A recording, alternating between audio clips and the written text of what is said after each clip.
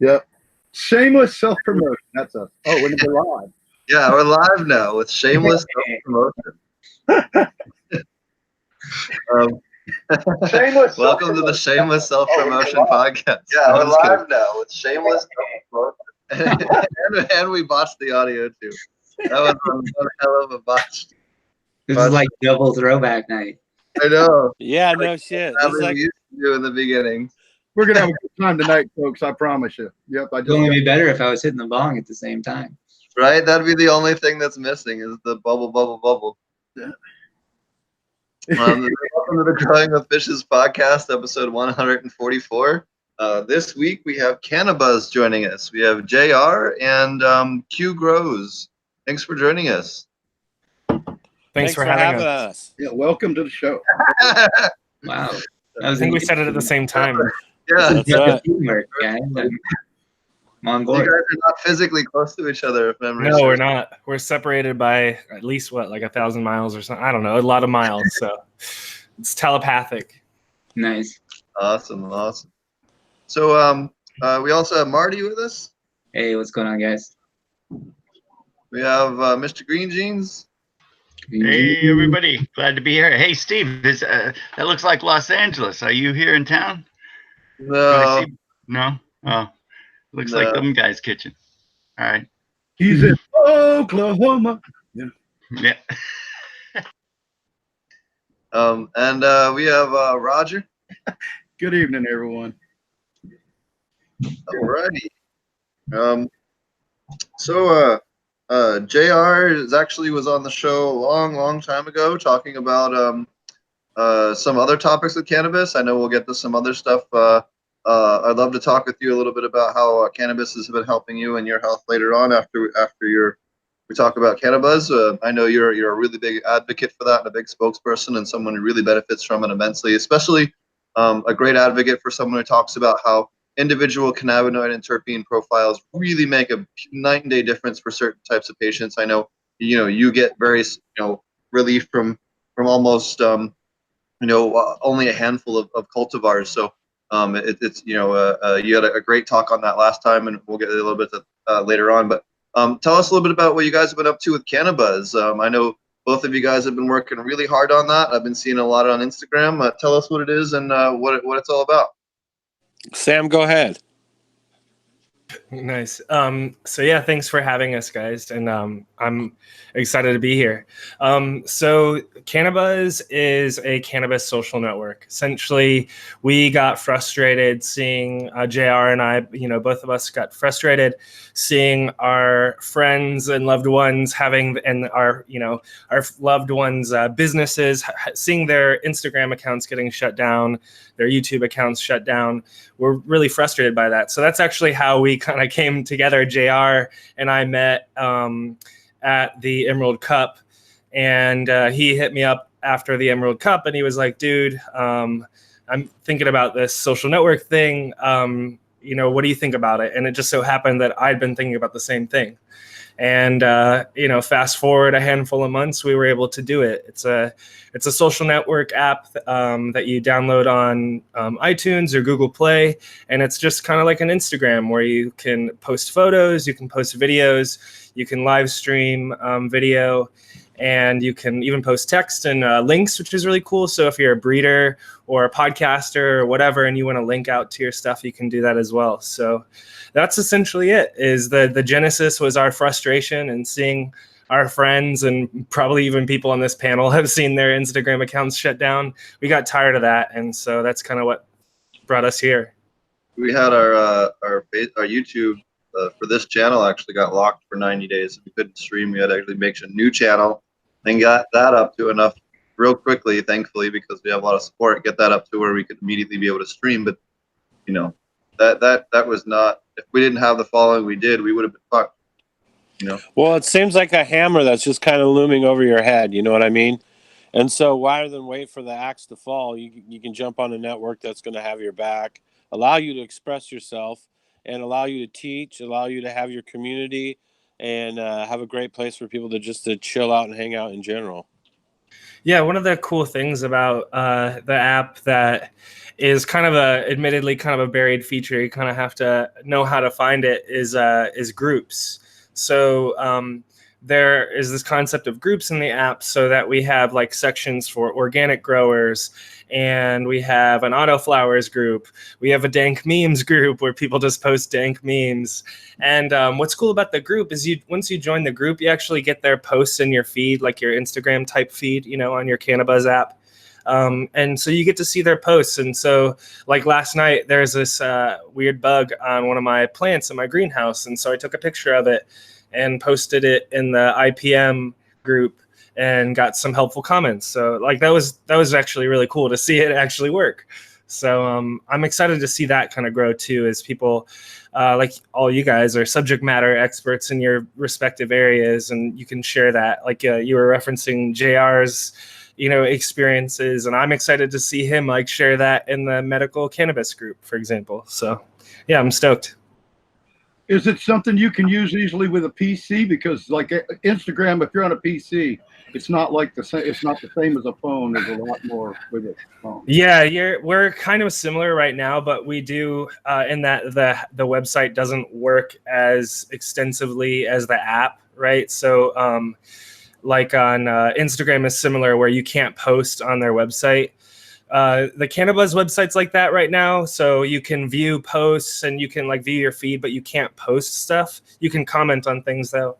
But we do plan to change that later this year to add like website functionality so that you could use it just like the website. Because a lot of people if they're at work or whatever, they want to be able to surf around and they can't like have their phone out or something. So yeah, we want to change that. Yeah, well, see, I'm legally blind and I can't work on a phone. It's too small. Yeah. So I hear you, man. Yeah, that's a good point. So I can see something on it, So yeah, and that's what I hate about Instagram. They got me over there, and I don't want to stay too long on this, but they got me over there, and I was able to post a couple of videos, and all of a sudden I can't post anything. So it's really, just want to go look at pictures, So right. I can comment, but that's it. I can't make I don't even know what happened, how I was able to post and I can't. But how about movies? Can you upload video easier than Instagram, or is it the same vertical or horizontal format? It's it's in a vertical format, I believe. But you can upload horizontal format. And I think it displays all right. I'd have to check that out. I'm sorry that I don't know the answer off the top of my head. But you can upload 2-minute long videos instead of 1 minute long, which is Instagram's limit. The live streaming is unlimited length. So that's kind of like one workaround right now. Eventually, there's a much bigger story in terms of how this came to be, and one of which is we teamed up with a friend of mine who actually built the platform itself, and which enabled us to make this happen. So actually, one of the core things to JR and I are like two punk rock dudes that really love weed, and we want to do something positive in the world, right? And so, but if you're trying to create a technology company, and I live out in in Silicon Valley in the San Francisco Bay Area, and I work in San Francisco for my day job, and I see what big venture capitalists, what they motivate people to do, and they can kind of make you do one thing or the other, and that typically makes you betray your community, essentially, to do something that is not in the best interest of the community. So with that all said, my concern when we were talking about the idea of CannaBuzz was, how could we fund this thing? How could we create this thing? Because both of us aren't like independently wealthy. And so what happened serendipitously is a friend of mine, turns out a guy that I worked with 12 years ago in Boston, he founded a company that created a social network for Lady Gaga. So Lady Gaga wanted a social network for her fans. She has a huge fan community. They're called the Little Monsters is their community. And he built this social network app. And then what he did is the business then allowed like various MLB baseball teams to have their own like social network, and they have football teams or soccer teams over in the UK and Europe that have their own app. And so essentially I saw that pop up on my Facebook feed, ironically, And I hit up my friend and I said, hey man, I want to launch a weed social network. Would you be down with that? And he said, yeah. So essentially that enabled us in a very short period of time, like talking a couple months, go from, coming up with the idea for Canna Buzz and then launching an app. And now here we are today. So that's what enables us to have an app that actually works really well. And like, we don't have to worry about, too many uploads or whatever. It's like run by a company that does this for a living, and they're excited to provide us that ability because they see the value in this. I was just talking to my friend Sean, he's the CEO and founder of that company. He just said, he's like, I scroll through CannaBuzz and I see people that are happy and they're helping each other, and like that stuff that JR was talking about. He loves seeing that, and he wants to learn from us because my background is in building community, and with JR and his connections into the cannabis community and his story and everything that he brings to it. I'm excited to see where we go with this thing. I am too, and I think that I appreciate that a lot, Sam. I really do. And I think that the kind of that growers love mentality that people have been. I noticed it like in 2016 is when I pretty much started coming online, and I did a lot of stuff on YouTube. That's where I found most of the social media people that I've been acquaintances with. And man, I've never really experienced trolls or haters.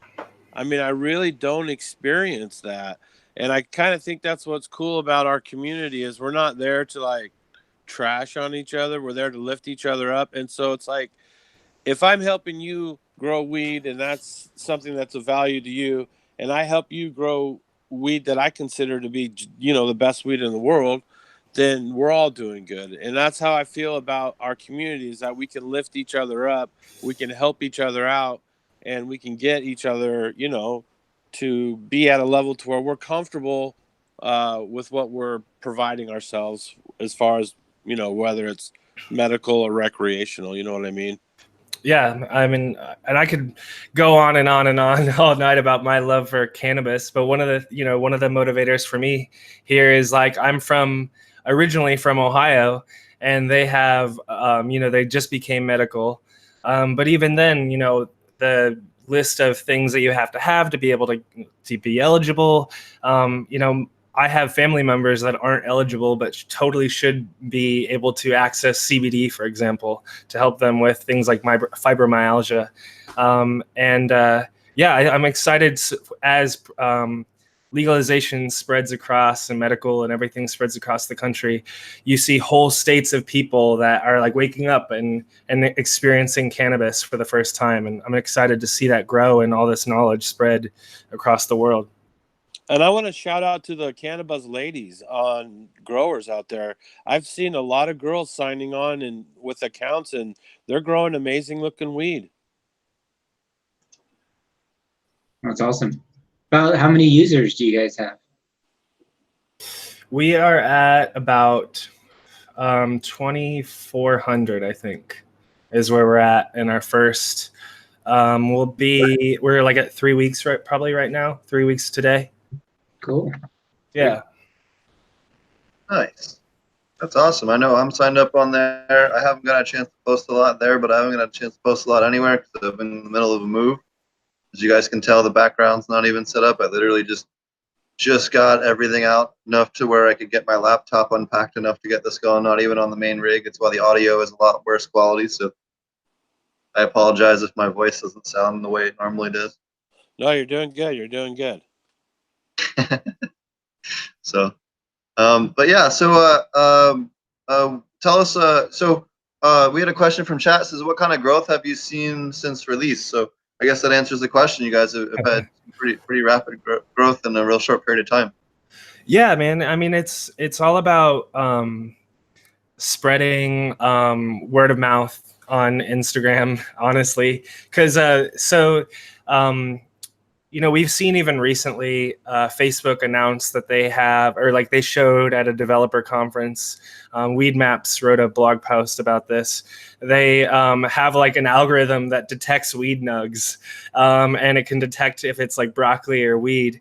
and they're using that. And you're seeing like people even recently, because there's people are starting to tag CannaBuzz, which I am excited to see them do.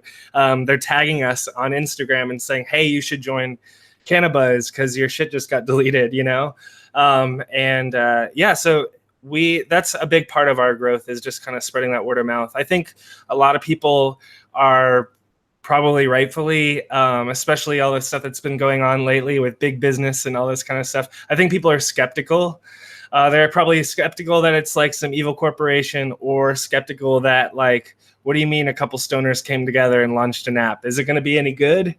And there's other apps out there in the cannabis space that aren't that great. They're kind of clunky, but thankfully, Cannabuzz works pretty good. We've got a couple rough edges, but all in all, it works pretty good. And it we've got all those features that I was talking about earlier, and it's exciting to see people try them out, and it's going well.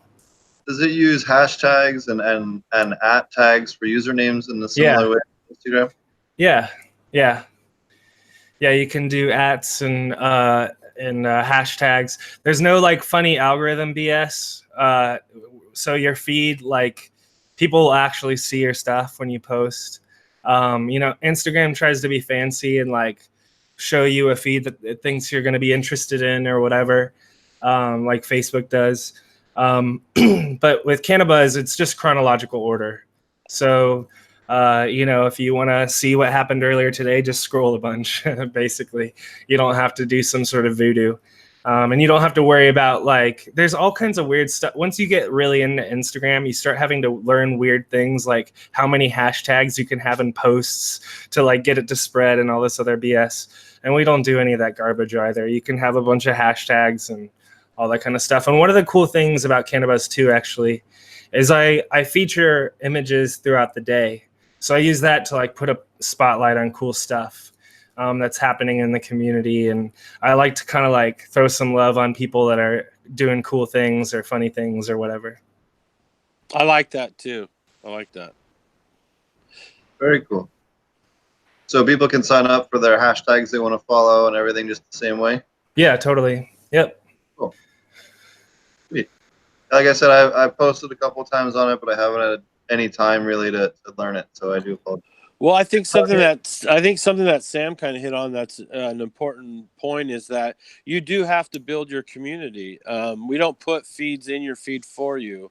So you have to actually invite people to be a part of your feed. So when you add them to your home group, then when they post, you see that in your feed. And I think that encourages people to engage one another and to, kind of build your community and spread yourself out there. I think what you can do too is kind of that's what makes the group aspect important, right? Because when you join, you can join a whole group of people and see a larger group of people's posts. So exactly, for sure. Yeah, I mean, like, so I'm a recent convert to cannabis.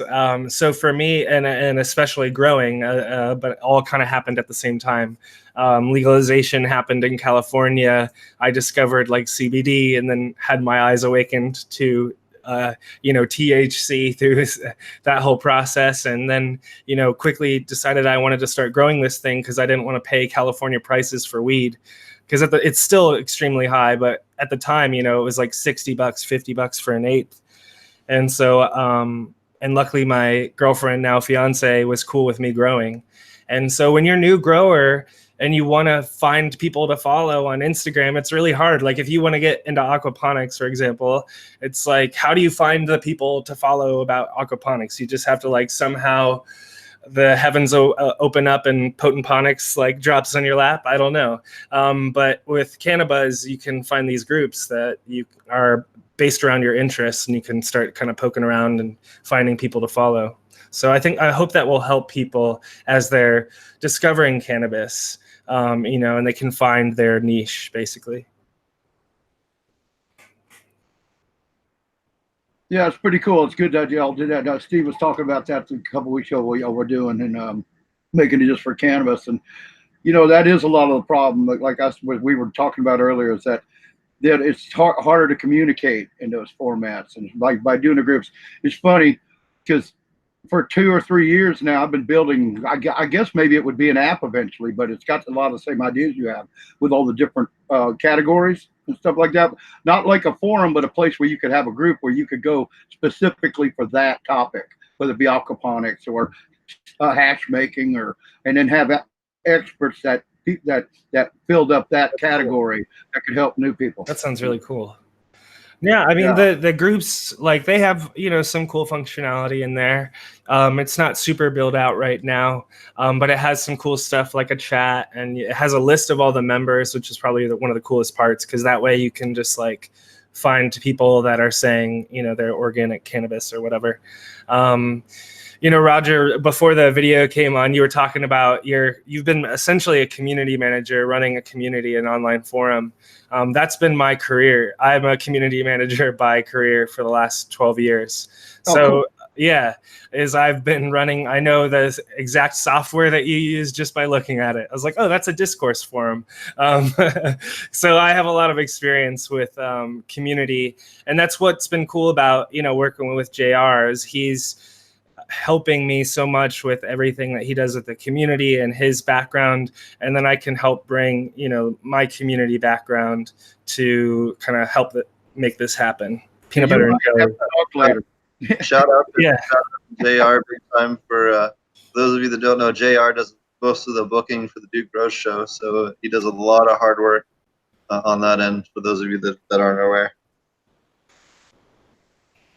So all the great guests that are on the DGC, not all, but a large percentage of them are thanks to JR. So Thanks, I appreciate that. And you kill it too, man. You get some amazing people on your show. thanks. Yeah, and that's something that Those are all Steve, just in case anyone was wondering. Those are 100% Steve. Yeah. No, that's not true. I will say Josh has been helping, and you know, I think Roger's helped get a couple of guests. Marty's brought some guests on. Everybody's helped a little bit, but yeah, I do probably 95% of the guests. Yeah, I was gonna say at least high 90s. At least high 90s. Yeah. But we've always had a good relationship with the Duke Gross show. We've always, you know, helped trade if we're trying to get a hold of somebody, and you know, we try to, again, like JR was talking about, we try to support each other's communities. You know, rising tide floats all boats. I was one of the first guests on Duke Grows, and you know, they were some of the first guests on ours, and you know, it's been a great time. So, so what are some of the future plans you guys have for CannaBuzz? What are in the near future, and then maybe longer future that you feel like sharing or are excited to let people know about? I would really like to have longer video format available and be able to have it to where podcasters such as yourself can upload your podcast to the CannaBuzz feed, and then it'll be in your feed. Yeah, that's kind of a longer term goal as we figure out, because so hosting video is extremely expensive. So that's one of the things that we're gonna have to figure out. And that's kind of one of the cool things about me working with my friend Sean at the company. Their company is called Honeycomb, and he knows my background, and what he is excited about working with us is he is excited of like having a customer that is like really passionate about community and has a really passionate community to work with, like, you know, the cannabis community. And we've already been giving them like good feedback that's been helpful. And that helps them just make the whole system better. So anyways, it's a long way of saying we're hopeful that we can do longer video eventually. In the shorter term, live streaming should be better. It should be, overall, it's decent right now, but it doesn't have chat embedded in it. So if you chat on it, if you're streaming, you can't see the chat. So that's something that we want to fix in the near term. Like hopefully around this summer, sometime around the summer that'll happen. I'm not sure exactly, but I've been told that they want to revamp the live streaming experience, and then also revamp the posting experience of just like posting content. Those are the next couple big things on the horizon. I mean, beyond that, for like the company in general, it's this is like a grand experiment. Is can we build a social network that isn't owned by Mark Zuckerberg and isn't a part of the system? Essentially, can we build it? And will people, be interested in it? It's hard to get people to leave Instagram. Instagram has like 1 billion users or 1.5 billion users. It's one of the most used applications in the world. Can we get them over to check out Canna Buzz and then can we turn that into like a sustainable business? That's our long-term, goal, is to have this be a thing that is self-sustainable and can give back to the community. Whether it's the different organizations or like conferences that are going on, or like things like Normal. I want to see if there's ways that we can help all types of organizations to rise the tide. I want to see prohibition go down across this entire country and across the entire globe, and I think we can be a part of that by like unlocking all this knowledge and connecting people together. Well, to the end of your goal is by you're building a community first, of people that trust each other, and in the end, that's what will allow you to accomplish that goal. Totally, that community of trust to start with. Totally, it grows bigger and bigger. It'll come, and I'm glad you named who you had, because that was a problem I had when I first started trying to build my telecommunications network. Is that I'd get a guy and he'd have everything, he said everything, and then you'd try to talk to him about something new. And they were, we're not going to be able to do that. And it's funny because they have NFL teams and stuff like that. So I thought you were talking about the same company. Yeah. There might even be some coders from the same company. Who knows? Again, we can talk about that later. But they wouldn't cooperate with me once I signed up. And I said, okay, this isn't for me. I got to be with somebody or find some kind of app or like ability to build functionality into a website is more what I'm trying to do. And allow that, so yeah, and the streaming, more servers. Yeah, it's expensive. I mean, I work in Silicon Valley. I've worked for startups that have raised, 35, 60, 70, $80 million.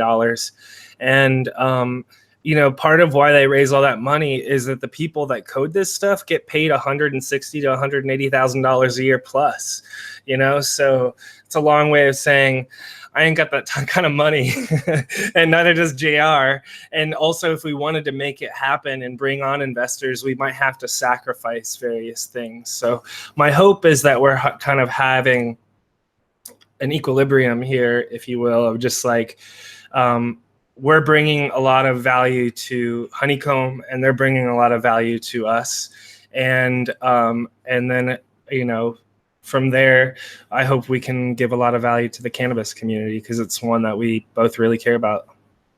So how are you hoping to essentially, cover those costs? Like, are you guys have advertising that comes up in your app, or how are you making money? I guess is what I'm trying to say. We're not making any money right now, but well, you're gonna pay for servers at some point. So I'm just wondering. Yeah, totally. Like, we want you to succeed. There's nothing wrong with making money. Yeah, totally. Yeah. So there is the ability to advertise in the app. To like, I can upload advertisements on behalf of someone and flag it in the app so that it shows up in like an advertising slot. So there is a way to do that. There's some other things too. If we wanted to, we could like when you load up the app, sometimes there's like you see the splash screen that is like our logo. I could switch that out and have that be like an advertiser's logo or something. There's various things that we could do. Right now it's just about growing so that there's something worth advertising to, essentially. But yeah, we hope, in the short, not too long from now, actually, we hope that we can find people that are interested in spending a little bit of money and advertising to the community. And we want to pick people that are people that we believe in, organizations that we think are, positive contributing members to the cannabis community. Yeah. So, because that's part of the power that we have, right? Because we get to make the decision. So, my thought is that if we build it and people come, and that's what we're trying to figure out right now, we can figure out the advertising. And yeah, that's what they always say. But luckily here, we're in this weird situation where cannabis, you can't advertise cannabis related stuff on the internet. It's extremely difficult. Even CannaBuzz, I got my Facebook advertising account that I've had for like 10 years. I got it banned in like a matter of an hour after trying to advertise Cannabis. I'm not even like selling weed or whatever it is. It's so stupid. So anyways, if you see a lot of companies, they just can't advertise online if they're in this industry. And so I am optimistic that if we build it and we have a place that is, everything that we hope it to be, that we will have people that would be willing to give us money to advertise to those people. And we're not going to have to like do all the shady, weird advertising tracking stuff that like a Facebook does, because we're just focused on one niche, so we don't have to like figure out all kinds of weird tracking stuff, because it's pretty straightforward who you're advertising to. Right. It'd be a very, targeted marketing is, all about, what people want to do nowadays. And really for the consumer, I feel like it's better too, because you're generally seeing more stuff that you're interested in and less stuff that has nothing to do with you. So, when you go on Cannabis and you see an ad, that hopefully it's going to be related to cannabis in some shape or form, right? So at least you know what you're getting into. So we're probably not going to have like it's not any different. Like when you buy High Time, you expect to see ads for things that have to do with growing weed. Totally. Well, I think that our support through the community will help us guide it in that direction as well. As far as the products and services that people are stoked about, those would be the people that we can then target and hope to bring value to our people who are on our feed or on our platform. Or maybe weed out products that aren't sustainable, or for your client base, that they don't like them, and then you get continuous feedback that they don't want anything to do with them, or that they suck. To have that kind of ability is definitely cool. So wish you guys all the luck for sure. Thanks, man. I appreciate it. Thanks, brother.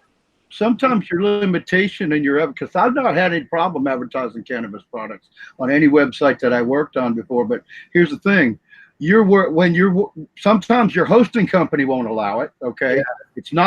It's not even whether you, and then sometime, all right. So, and then you have like, all right, you said that you saw a discourse website, or you're using Honeycomb. Maybe they wouldn't allow it, although it appears that you're working with Sean. So it sounds like he's okay.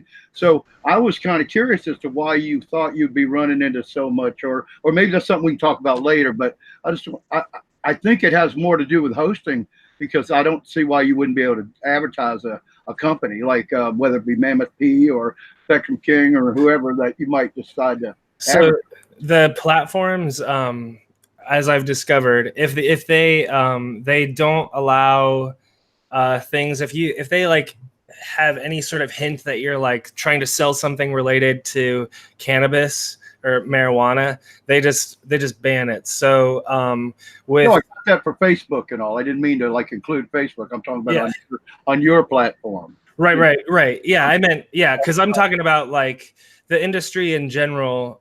Cannabis businesses are unable to advertise like on Facebook and on Google Ads. I tried to advertise like our Apple app, our apps is on iTunes, and I tried to advertise it and they banned the ad for that. I was like, it's kind of weird, but whatever. So just even little things, companies are just too afraid of embracing cannabis right now. It seems like these large corporations, because of whatever, I don't know what. Because they're licensed by the federal government. It's still illegal federally. Yeah. So that's why. But now, see, okay, that's what you're saying. Only on the the social networks or like iTunes is where you have problems, not necessarily on your own site. On your own.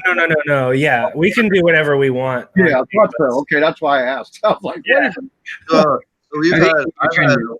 I've had a ton of problems advertising me and Marty's class and me and Josh's. Well, now the next one, me and Josh's class, but me and Marty's class, I've been trying to advertise for a long time, and I can't advertise because it's an aquaponic cannabis class, and it doesn't matter that we're not selling anything. We're just selling educational material. It's legal to sell books and DVDs. That's exactly what we're doing. It's just a live book or DVD, basically, in terms of knowledge. And we can't even advertise that. You know, I struggle. And then the aquaponic guys don't want to touch it because they don't want to be associated with cannabis. So they don't let us advertise. So even, you know, it's just that we get really boxed out of a lot of different situations because of just pure, you know, politics and bullshit.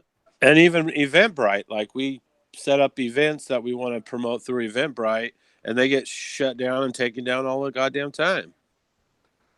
Yeah, but they're all too happy to take your money, you know, the whole time up until the event. After they've collected their fees or something, of course. Yeah, I mean, thankfully, you know, I hope that we can provide a safe space for, you know, folks like that, small businesses, because it frustrates me quite a bit to see, you know, again, I'm in California, so I'm seeing dispensaries that pop up and they're trying to like build their business and trying to connect with this ever evolving like consumers as they discover things like CBD or whatever. And anyways, they'll see their Instagram accounts shut down, and they all of a sudden one of their main ways of connecting with their customers, you know, have it like being able to connect with a customer in their everyday life, like in the thing that's in their pocket, is pretty cool. And I think that companies should be able to do that if other companies can do it, right? Like if the barber shop can do it, why can't the weed shop? Or the potent Ponics dude, you know, it's ridiculous. So anyways, I'm glad that CannaBuzz can provide a place for those people. So you said you had you're kind of a late bloomer. Tell us about your journey to cannabis. So yeah, my journey was, so I'd tried weed. I'd smoked weed for the first time when I was a teenager.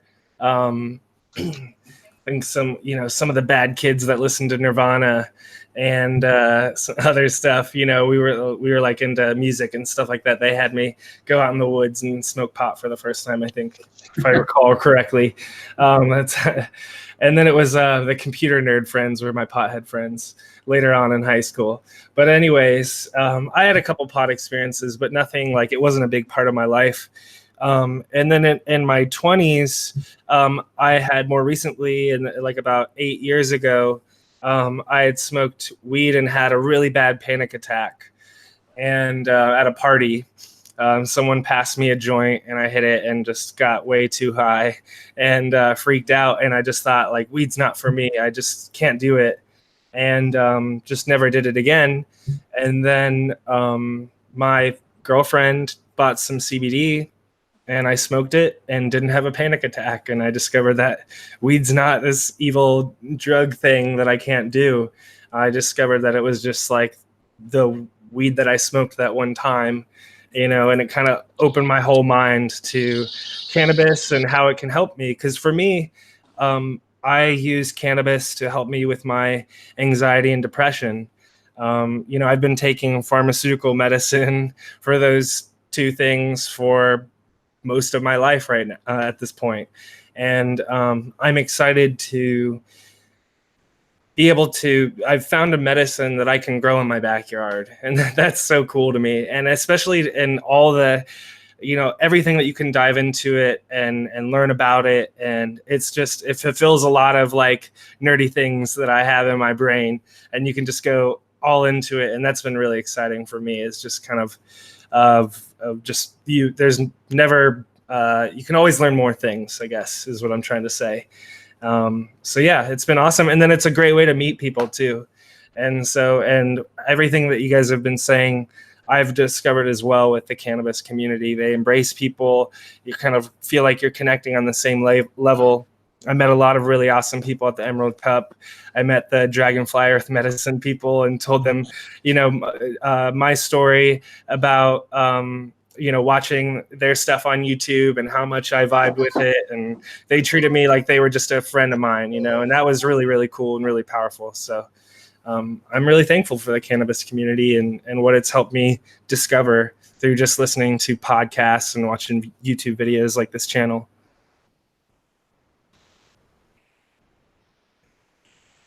So JR, why don't you tell us about your journey, past, present, and present? I know you've had some, maybe a short synopsis on your older stuff, and then some of your, whatever you feel like sharing. I don't want to put you in the spot either. Well, no, I don't mind. You know me, I don't care. I'm kind of an open book. Recently, I went in for some kidney issues, and they found a mass in my colon. And so I went in and had a biopsy done, and that closed me off. So then I had to go into emergency surgery, and they cut all the cancer out of me. And I had a large tumor that nearly enclosed my colon entirely. And my surgeon, before he had the pathology report, was very convinced that my cancer was going to be beyond a stage 2 and that I was going to need chemotherapy. I mean, he actually told me those words. And then when he got the pathology report back and found that it was a very low level stage 2 and that it had not spread to anything else in my body, he was amazed. And I'm not a scientist. I can't prove anything, but I've been eating cannabis for the last 6 months pretty solid. And I would swear that that's what's kept it contained. That's awesome, man. Yeah. So, I'm an advocate for detection. I'm only 49 years old, and they say it's the number 2 killer for people in America. But if you catch it in its early stages, you have a 90% survival rate. So early detection is the key. You got to get out there and you got to get tested. And so, and for a guy, that's the last thing you want to, deal with. But it's not that big a deal. You just drink this stuff. It makes you crap a lot. Then you go in, they kind of scope you out, and they send you home that same day. It's not that big of a deal, but it can really save your life. And so I advocate that you eat cannabis because I think the way you orally ingest and digest and the way your liver metabolizes cannabis is much different than when you just smoke it through your lungs. My hat's off for all those people who can do those heavy levels of RSO, because I'm telling you, man, I did 2 capsules full, and that's the most high and debilitating high I've ever experienced. I was kind of freaking out a little bit, having to remind myself that, hey, man, this is only going to last for a few hours. You can get through this. Just breathe calmly. It'll soon be over. Remember, just remember Nemo. Just keep swimming. Just keep. Yeah, exactly. Trying to flow with the river. But man, I was freaking out. But yeah, that's kind of been my story the last, 2 months. Crazy. And you've been growing weed. How long have you been growing weed, JR? I planted my first seeds in 1987.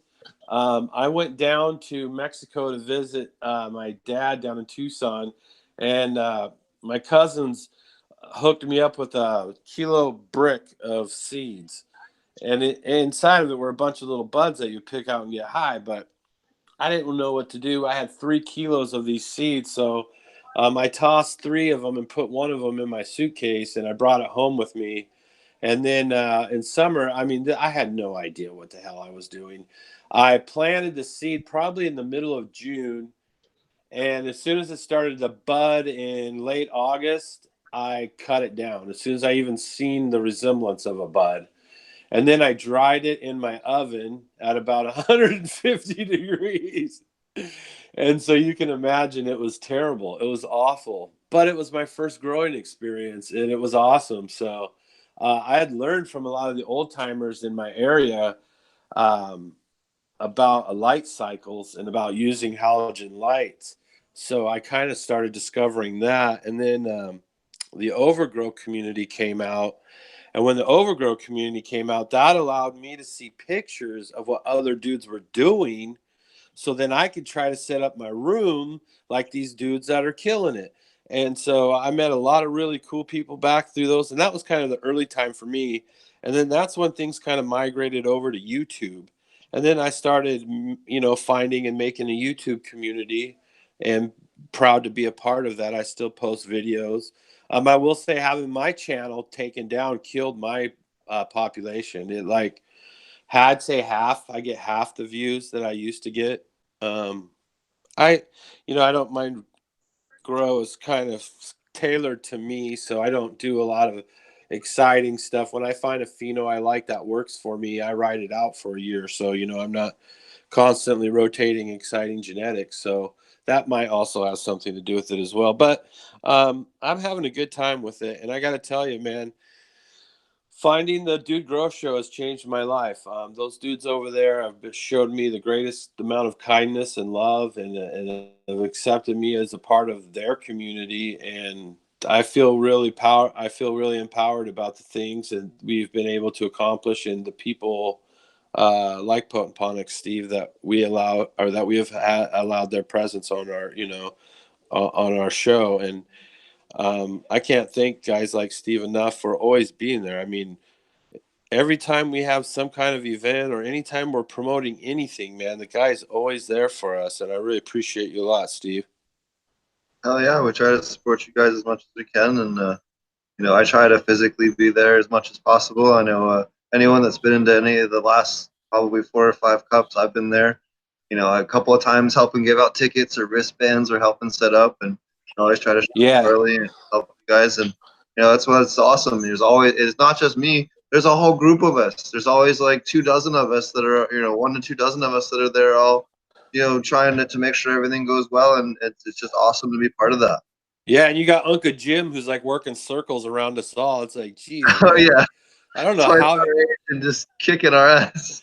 I was like, if he goes up on the ladder, man, I'm gonna have to say something. He's crazy.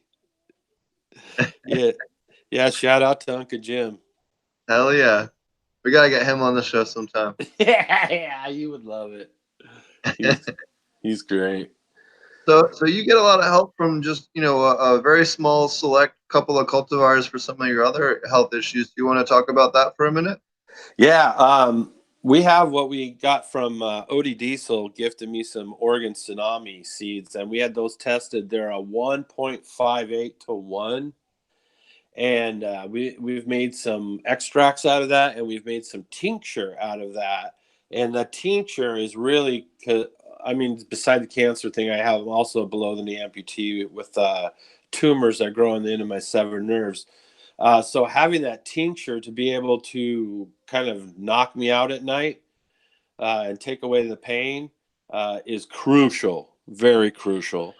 And then, I have this cookie crumble that I use as my daily driver, and it makes the most amazing hash. It's just gas, fuel, and mushrooms, and it tastes, so good. And it's really a nice kind of sedating indica, so it's very medicinal in that respect. It's not like a real uplifting. You got to be willing to be committed to it, because it'll make you hungry and it'll make you want to take a nap. I know I've smoked some of it. It's really good. It's tasty as fuck. Thanks, brother. I appreciate that. Yeah, I'm gonna hopefully have some good stuff to bring for the 710 Cup that we're doing in July for the Dude Grows in Denver. Awesome. Which I should talk about that a little bit. We're doing a 710 Cup, and we're going to have professionals there, and we're going to have amateur entries as well. All the amateur entries will be judged by the professionals. And then I think everyone's going to vote for professionals. And it's just going to be a giant dab fest. It'll be at Cultivated Synergy on July 13th. There'll be more information released on the website, and also more information released on the show. And I'll be there with some CannaBuzz stickers, so hit me up and I'll hook you up. I'll be there. Nice. We won't have product yet, but we'll be there. We'll have product here in the fall, though. If when we're ready for the Portland Cup, or if not, definitely for the next year's Cannabis and Oil Cup. Yeah, that's good. We'll see what's up, huh, buddy? Hell yeah. I've smoked some of Fish's aquaponic weed, and the terpene profiles on his aquaponic weed is, you can't deny it. is totally different. And you know what was funny? So we had Bubble Man on 2 or 3 weeks ago, and the first weed he ever ran in bubble bags was aquaponic weed grown by breeder Steve. I thought was fucking crazy. Yeah, that's The tight. crazy connection, yeah. So Yeah. that was nuts. So you know, there's really good stuff, and actually, yeah, there's a lot of science, and we're actually going. So we actually just got approved for our outdoor stuff out here too. So we're actually gonna have a big plot. We're just waiting on the fence to get put up, and then we'll start getting plants around. We're actually gonna grow a shit ton of different strains, all soil versus aquaponics, right next to each other, basically within 50 feet from each other, where the greenhouse ends and the soil plot starts. So we'll have That'll be interesting. over 100 different cultivars that will have data from this year in direct side by sides. As far as lighting goes, that's about as good as you're ever going to get. So how's soil sourcing in Oklahoma?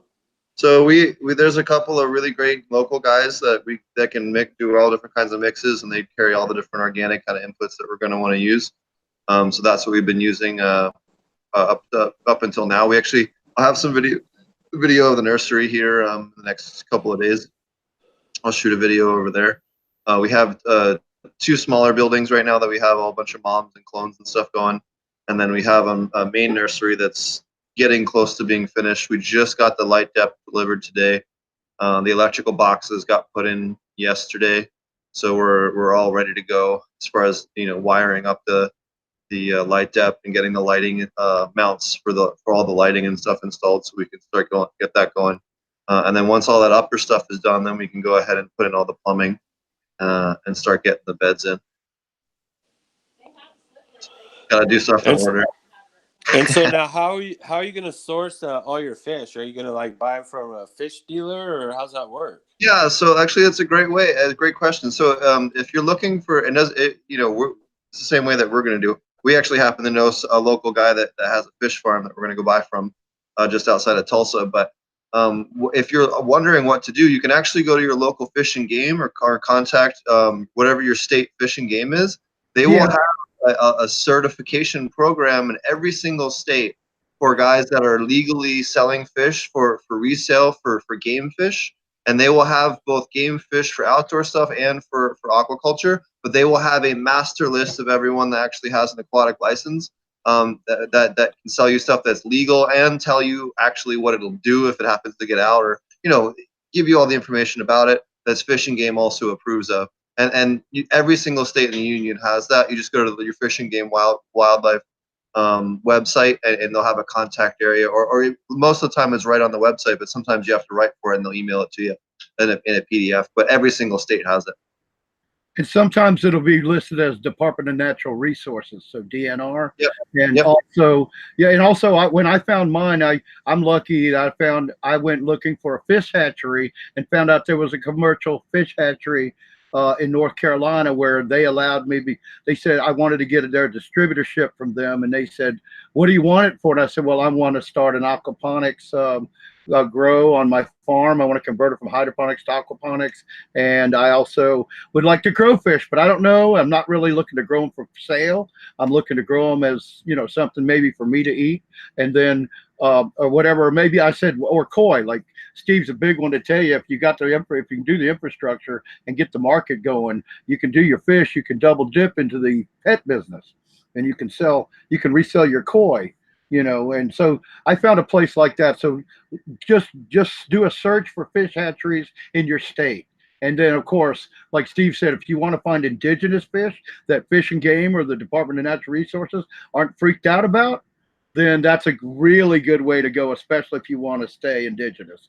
You just call up your county agent. That's another thing. You just look up county agent, and it'll give you a phone number. And if he doesn't know, he'll give you a number to all the people that you'll actually get to talk to when you call the guy at the DNR. Like, I've got a fish hatchery with 50 ponds 3 miles from me. It's got 21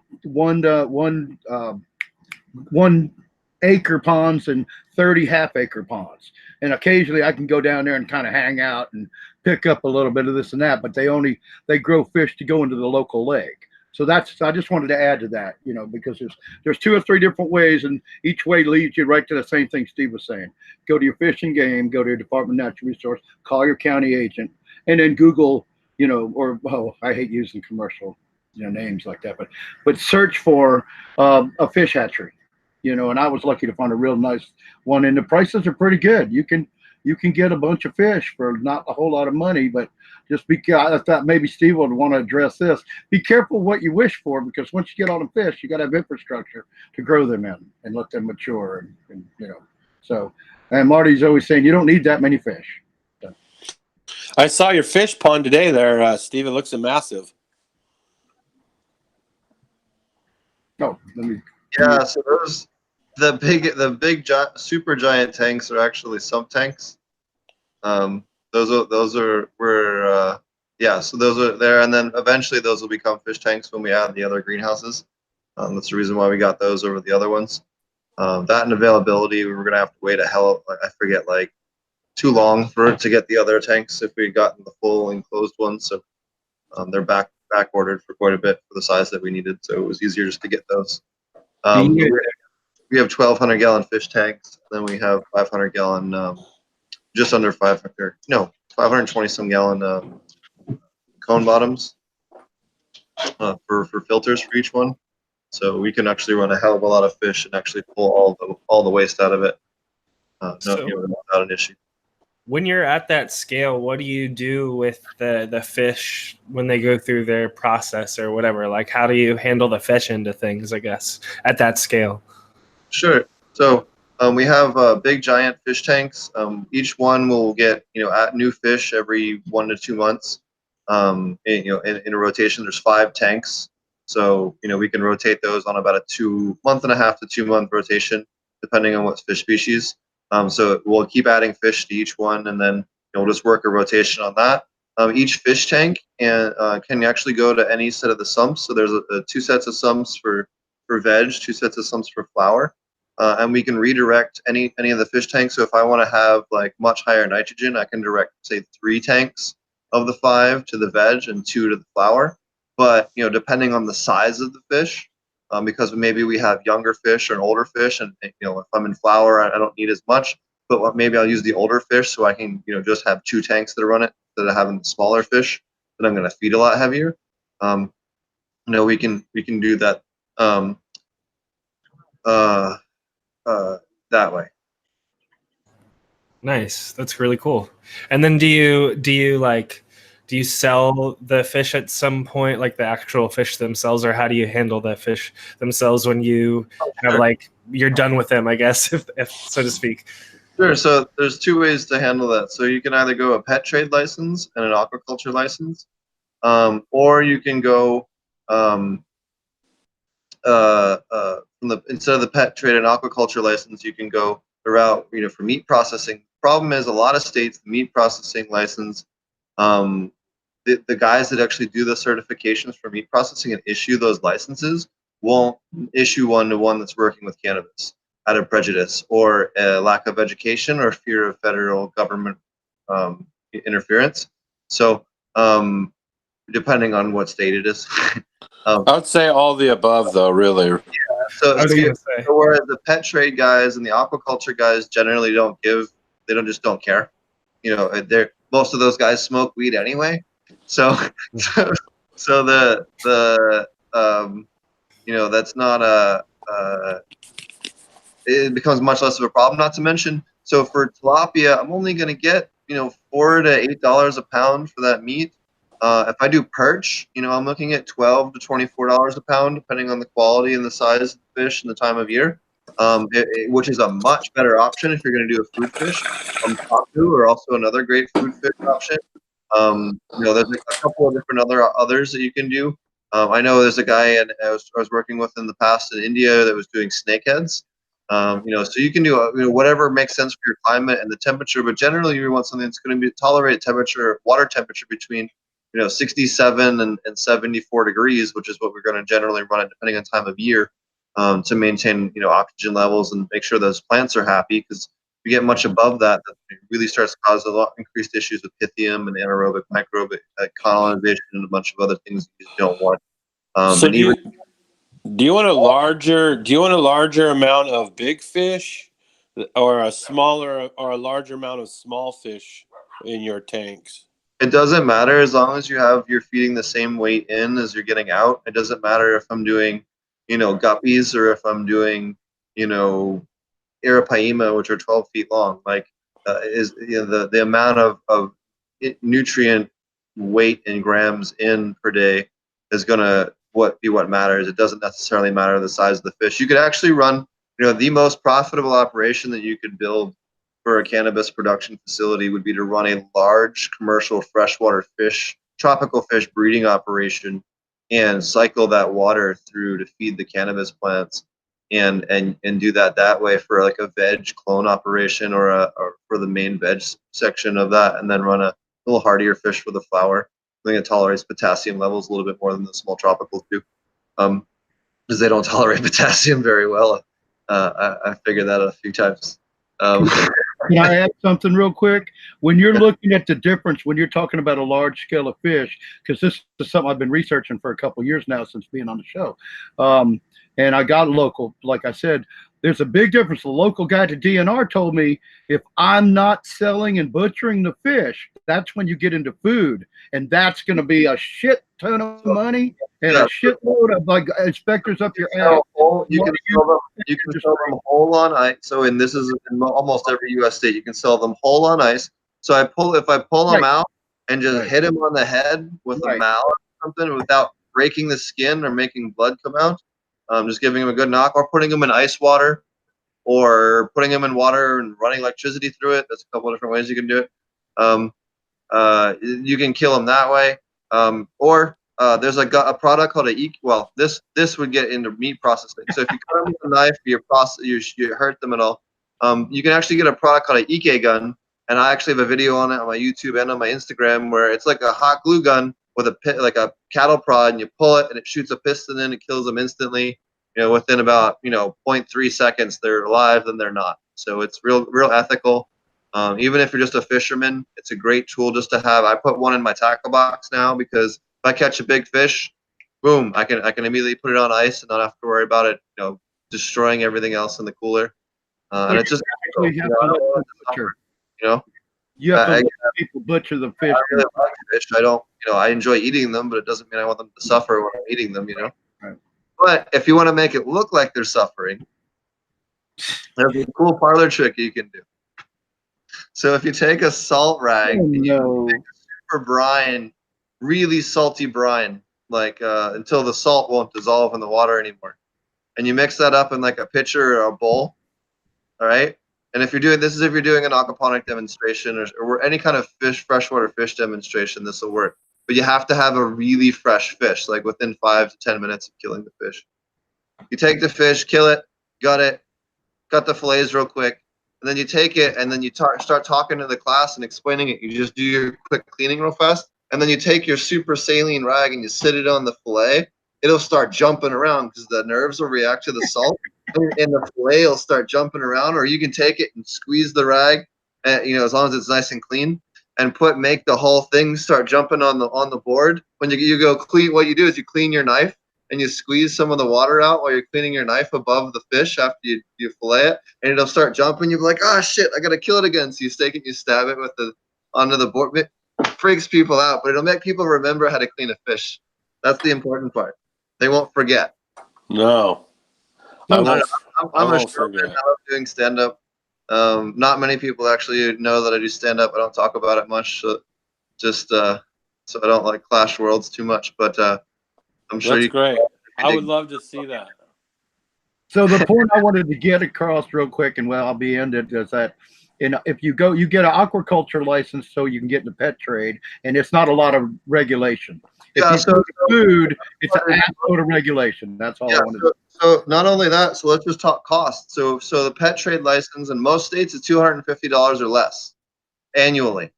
An aquaculture license in most states is between $500 and $800 the first year, and $300 to $800 a year after that maintenance fee, depending on state.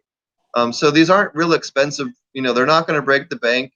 They're not going to make a big enough offset to neutralize the savings and cost with the fish. So you know, it really does make a big difference. Plus, it adds a huge additional revenue possibility. It'd be really nice, Steve, if you could like take the actual harvestable fish and like get them to a food bank or something, or people who have crisis getting access to food. Yeah, Oh, but yeah. you really can't, though. You really can't. You're going to be bored. You're going to be dealing with the FDA at that point, because you can't take stuff to a food bank that isn't inspected, or you already have a license to take produce or whatever. I mean, there's a ways around it, but when you get into the food, you're in the insurance way. You got aquaculture license. Yeah. You could take it to them as long as, again, as it was whole. Oh, yeah, that's right. Yeah, that's the case. You could bring them to them live in a bucket and let them kill them. That's legal. Yeah, you can not put them in a cooler or hit them in the head with a rolling pin and put them in a cooler. That's legal. Okay. Do people you cut them with a knife or a sharp object that you're into processing? Yeah, if you start processing it, then you're in a deep world of shit. So yeah, Steve is right. That is the loophole. He said the guy said I could sell a fish to somebody if I sold it to them alive and they butchered it and cleaned it themselves with the aquaculture license. And yeah, they're not very expensive comparatively. And the insurance involved in that as compared to a food service or food distribution or processing situation, you better have big bucks if you want to supplement it that way. But I think there's plenty to pet industry and local. To circle back to the original question, if you go with koi, now butterfly koi, you can buy those in bulk relatively cheap. If you get them wholesale, which if you have a license, a commercial license, you'll be able to buy them wholesale. And those have, so if I buy a butterfly koi for $1.50 or maybe let's even say $3.50, okay, for those little tiny fry, and he's maybe the size of my vape pen, all right, I can get him to grow a good 6 inches, maybe even 8 inches, maybe even 12 inches if he's really, higher water temperature in that first year. They will gain, between $6 and $18 per inch gained for resale value. Now that is way higher than any tilapia or perch or anything else I'm going to grow. So I can grow those guys out for a year or two and get $80 to $100 to $200 or even more per fish for larger butterfly koi. It is a way better business model, especially for cannabis, where yes, it's wonderful and we can produce food fish for our local communities. And if that's the niche that you need to fill and that works great for your business, then that's wonderful. And that's a great opportunity for aquaponics. But if you're solely focused on profitability and launch with that, not to mention, I always recommend people launching with koi. One, they're much more durable and tolerant if people screw up. If you have one of your growers screws up a dosing of something, unless they really overshoot potassium, zinc, or copper, they're probably not going to kill anything. The koi will put up with it. Maybe you're going to have to catch it, and not live and prolong, but they'll tolerate an accidental overdose here and there much more than any of your food fish. And they tend to be much more durable and easier to acquire. They ship much better. So I really recommend people for their first year until they get everything else smoothed out. Launch with koi, make your money back, on the system and everything like that, and then switch. Once everyone's comfortable, switch over to a food fish when it makes more sense. And everything else and all the other kinks and everyone's used to their jobs and everything's running smoothly. Then switch to the food fish. It's much easier. Things run better, and again, being able to recoup that larger amount of money in the beginning just to repay the equipment, because you do have a little bit of initial cost, really helps benefit the business model and helps you so that you can recover a large percentage of those costs back. Not solely through the fish, but combined with the cannabis sales and everything else. And the koi is they're bulletproof. He was basically touching on that, but bottom line is that koi will survive iced over water. The pond can ice over and they won't die. It can go extremely hot. So they're basically bulletproof, just like Marty's even, we've all, Marty's always recommended goldfish too, because they're cheap. And at first you got to be able to dial in. Now, koi are bulletproof, goldfish not so much, but better than most. And they were so cheap. And the thing is once you get your system dialed in, like Steve was touching on that, once it's all dialed in, then you could switch to your food fish. But koi, again, is a really good, you can develop a market for that. You could have a lot of fun with that and make some big bucks, to supplement yourself every year. One thing I would say about goldfish is that you know, like especially when you buy the cheap ones, like you can buy the really cheap, like 25-cent ones, is that some of those, you know, are not the best fish in the world to start with. So it's not quite as obvious. Like if you kill a koi, you have some shit going on. You know what I mean? Like there's something wrong.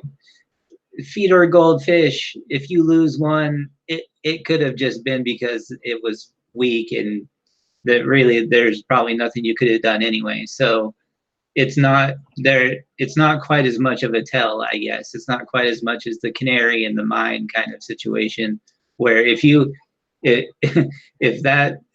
a koi, you something's wrong somewhere in the process. They're definitely more hardy than the goldfish. But I do find after, like, once the original move and everything happens, and they kind of get in the environment for a while, I have some regular goldfish from the first, I think, 25 that I bought at the pet store that are still in some of my systems, but I'm sure a couple of them died also. So obviously, it's really nice when you're trying to put especially a large system online, you know, to be able to really tell for sure, where you're not like guessing, you know, like, oh well, maybe that was just a weak fish, you know, like, oh well, then you come in the next day and there's like 20 of them and they're dead. You know, so there is value in that, but they do cost more too. You know, like Steve was saying, you know, they're more like $1.50 per, in terms of the goldfish you can buy for like 25 cents. So for home systems, absolutely, you know, I would say buy 20 or 25 goldfish and bust in your small systems. And if you lose a couple of them, you know, obviously do your testing, but it, you know, could definitely just be weak fish that you're buying. And then once you get your system broken and you're going for a while, then they do become more valuable as the canary in the mine kind of situation. So, but I definitely recommend both of those starting out, just for all the reasons that we always talk about. They're cheap, they're easy, they're hardy, and they'll eat a lot. So if you want to feed a lot, they'll also not eat very much. Like they'll survive on a little amount of food also. So you can vary the amount of food that you put in. And I just want to double back on what Steve was saying earlier, that really it's your amount of feed that's going into the system, the amount of input that you're putting in, that determines your nutrients.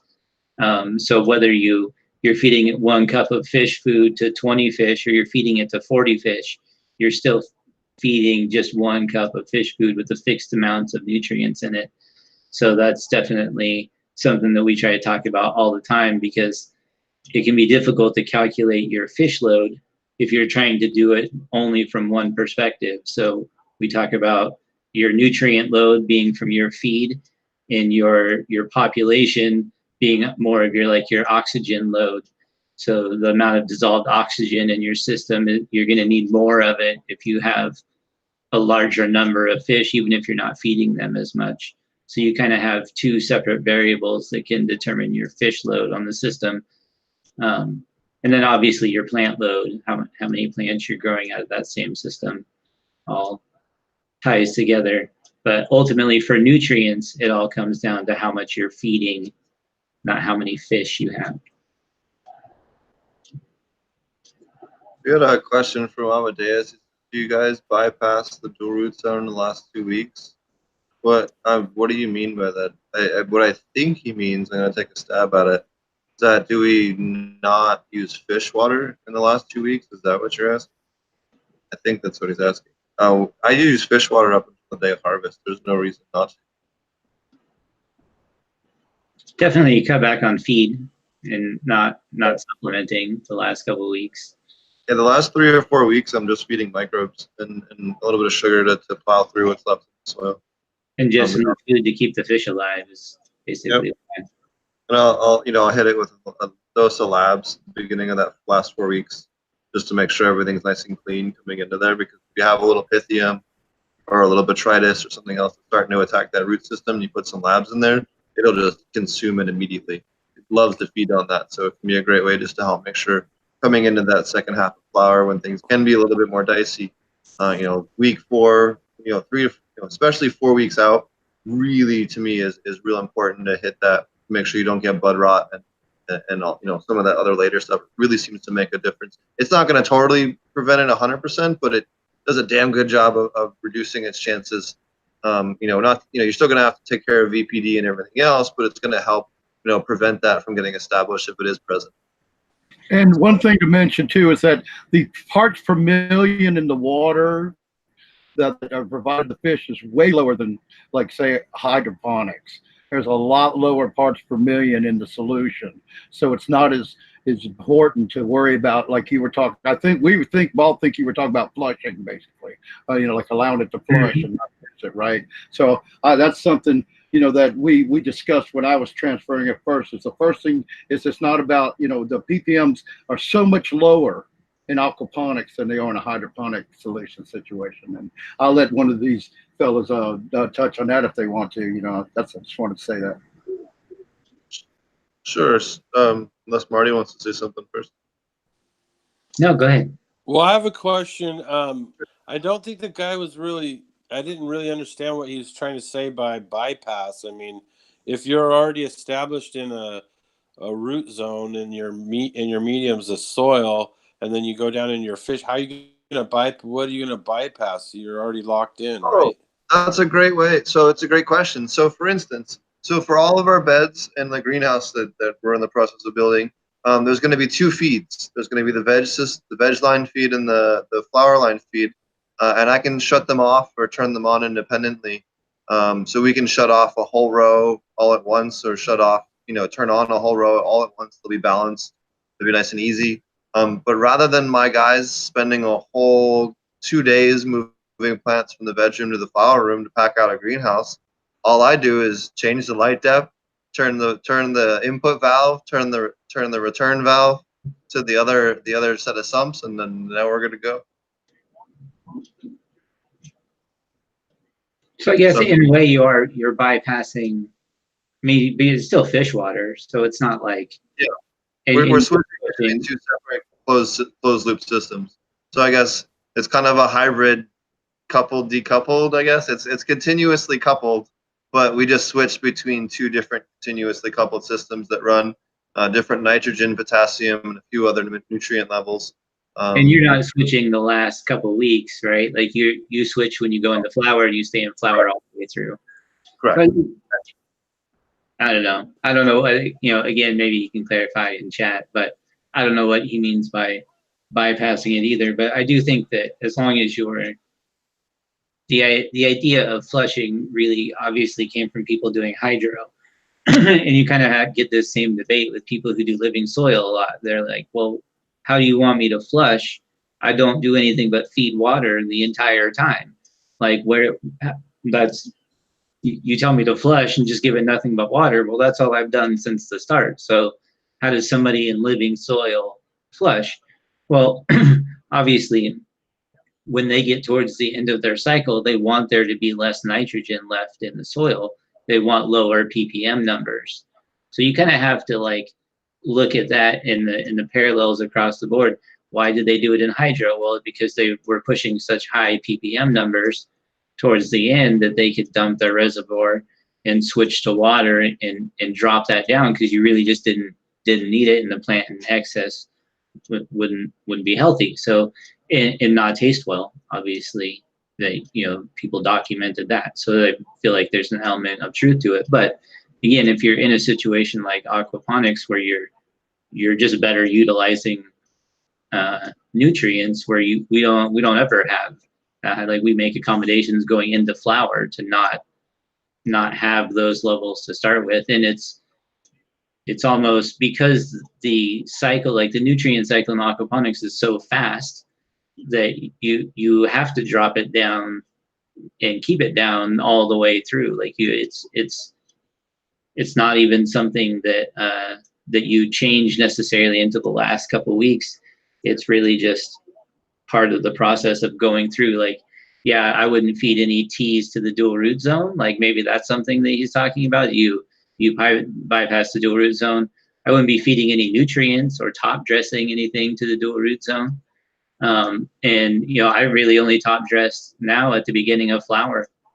That's really you know, like maybe once during veg, if I'm growing pretty good sized plants, like especially if I was growing big outdoor plants, I would top dress more than that. But I would say for, you know, a good 4x4 plant, I wouldn't even worry about it. I would top dress once, maybe twice in flower, and probably not at all in veg, and just be taking up most of the nitrogen through the aquaponic system, and then cutting back on the feed, going into flower and lowering that nitrogen. You know, we like to do a rough estimate. Most fish food turns into about a 5-1-1 in terms of a NPK rating. And so you can kind of start from there. Like obviously people feed different things and you can mix and match, but if you're just using like a commercial fish food, then you can guesstimate about in there in terms of its NPK ratio, and just adjust as you move into flowers. So there's not, I wouldn't say anything like bypassing or flushing or any of that, but definitely want lower ppms towards the end of flower, just like I feel like you would want in any growing medium. But since our ppms are so low to start with in aquaponics, there's really not that much to change. The variable is so low and the nutrient cycle is so tight, meaning that from the time the input comes in to the time that it's plant available is really short, and even in comparison to something like living soil, and a lot of their inputs are a longer release, and it takes longer and for them to become plant available even through just soil microbes. So the diversity really helps allow most of the nitrogen to become available relatively quickly. Cool. I'm glad you addressed the topsoil. I'm sorry, go on, Steve. But I'm glad you dropped the top zone. Yep, because I was thinking the same thing. I just thought he said fish water, so I'll let it go. But, and that's why we run 2 separate sumps, so we can run much lower nitrogen levels in that other system, because again, it'll cause foxtailing, it can cause herming, it can cause all kinds of things that are undesirable. It'll cause your plants to stretch, the buds that become larvae. Just look at anything from Friendly Aquaponics, any of their pictures from their buds. Or anyone growing DWC, you'll see. Yeah. Definitely not doing dual root zone. Tends to take longer for plants to finish, for even to bud set, like just the overall flowering. Like you can even see it. I think maybe my second indoor grow, AP Meds on YouTube, I had a fruit punch plant that went like probably twice as long in flower as it should have, because the nitrogen levels had gotten too high and I didn't really have a good way to get them out. So I think it went 14 weeks or something like that. It went a long time for its particular strain. Should have been done at like 8. So it makes the overall flowering cycle take much longer. And like Steve was talking about, it stretches more. So your node sites are farther apart. You don't have the big, dense, appealing colas. But you might have evoked some other stresses that may reward you in like resin production or terpene profile, or you know what I mean? For sure. So sometimes those are happy accidents. Oh yeah, it was really like Kool-Aid, like just in terms of like sticky, sweet fruit punch smell and taste. So I mean, I was definitely happy with like the way it turned out, but it wouldn't be like the the bag appeal or the all the normal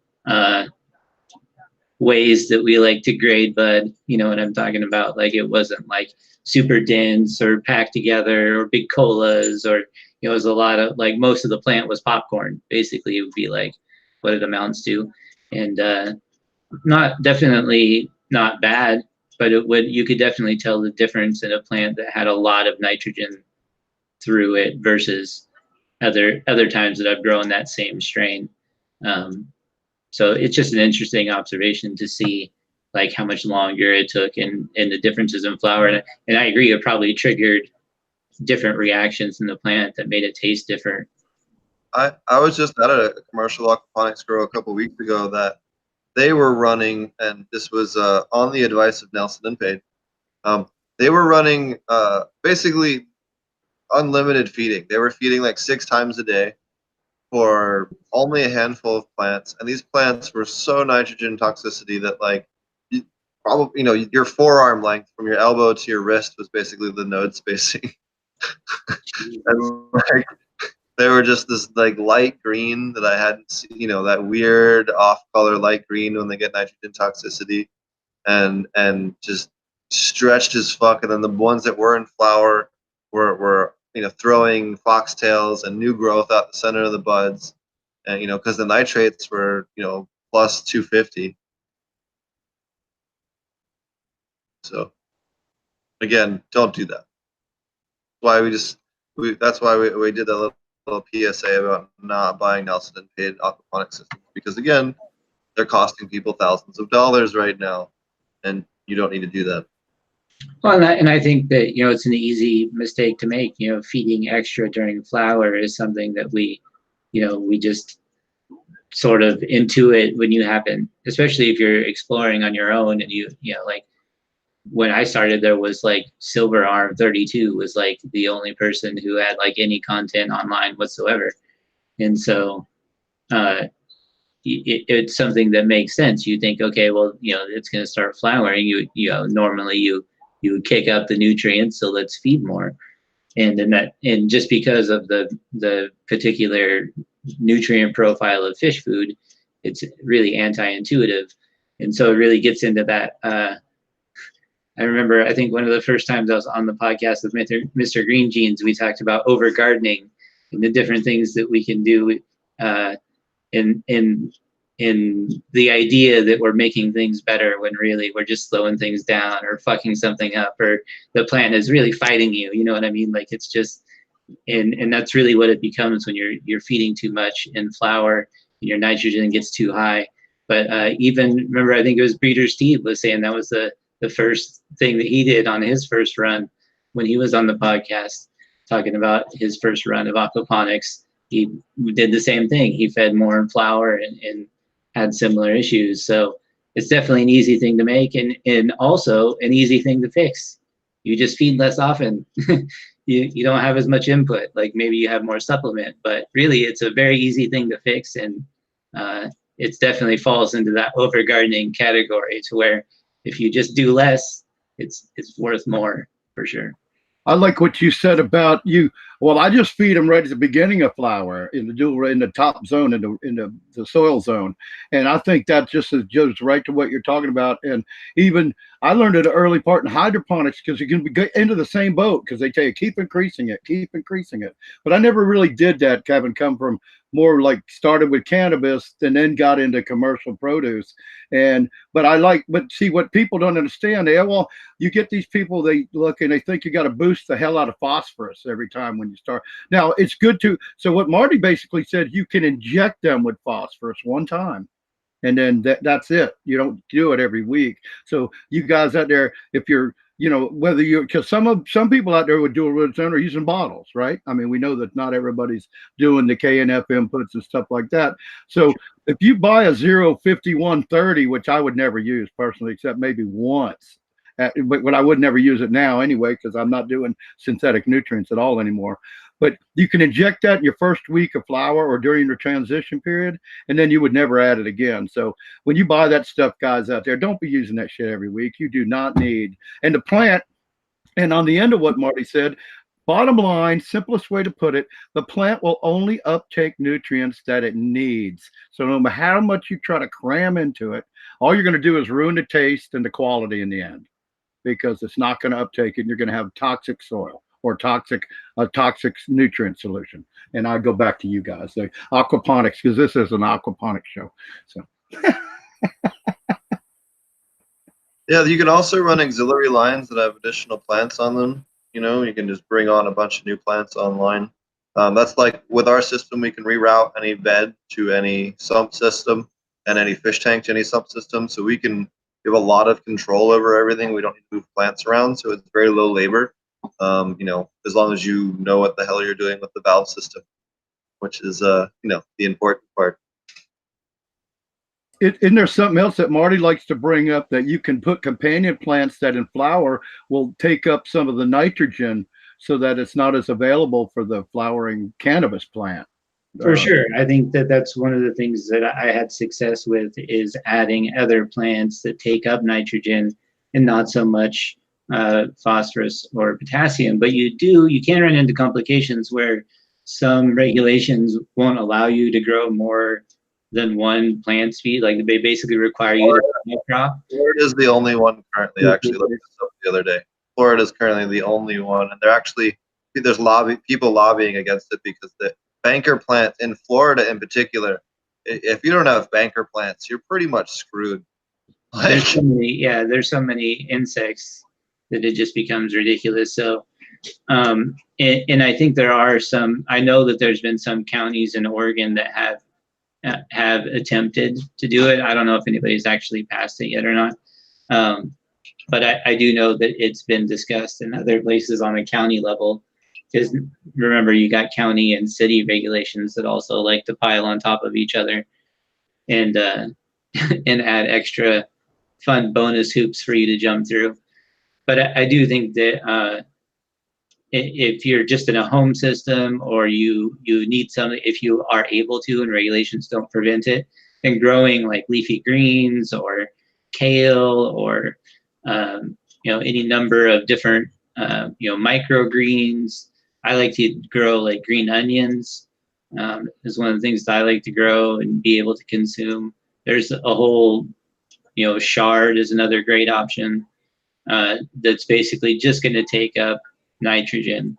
So you can increase your plant load for just nitrogen to change the nutrient profile of your overall system. So you're just using those plants to lower your nitrogen level. And your larger plants that are going to be more established and have larger root zones are still going to take up all the nutrients they want. And those extra greens are essentially just growing on the leftovers. So you can kind of use them for a number of things too. Like you can use them as indicators. A lot of times they'll start yellowing or they'll show bug damage before your cannabis plants start showing it and give you an opportunity to identify them and even treat them in certain cases. So you can even use things like mint or different stuff as like bait plants. Just be careful with things like mint because it'll take over an entire grow bed.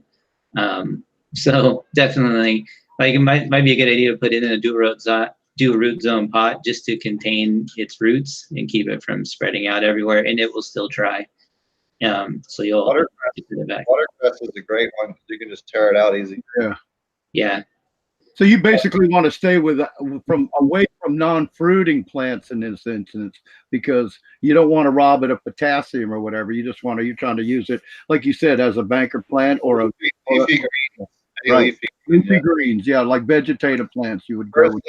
Earthly, watercress, lettuces.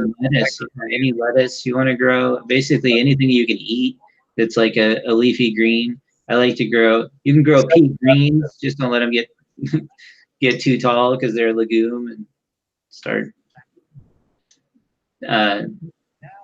causing other nitrogen issues. I don't want to get too much into it, but pea is probably not the best one to add in if you're going to let them flower. But if you're going to just eat them as microgreens, which they're delicious as microgreens, by the way, if you haven't had them, you should definitely try it. Sunflower seeds is another great microgreen. I like ones that don't regenerate. So essentially, once you cut them down, all their roots can just be fed on by the worms in my media beds. So I like, and then I don't have to worry about like tearing them out or worry about media coming out with the roots or any of that stuff. So that so I'll plant like entire sections of my media bed with a certain type of microgreen and then just cut it all down. Wheatgrass, another pretty good one to use. I've grown all kinds of different greens in my media beds to help take up nitrogen and had pretty good success with all of them. So they make like an Asian mix, which has a couple of like different types of lettuce and I think maybe a dill or something like that, but it all mixes together for a nice salad. So I'll do a whole section of that.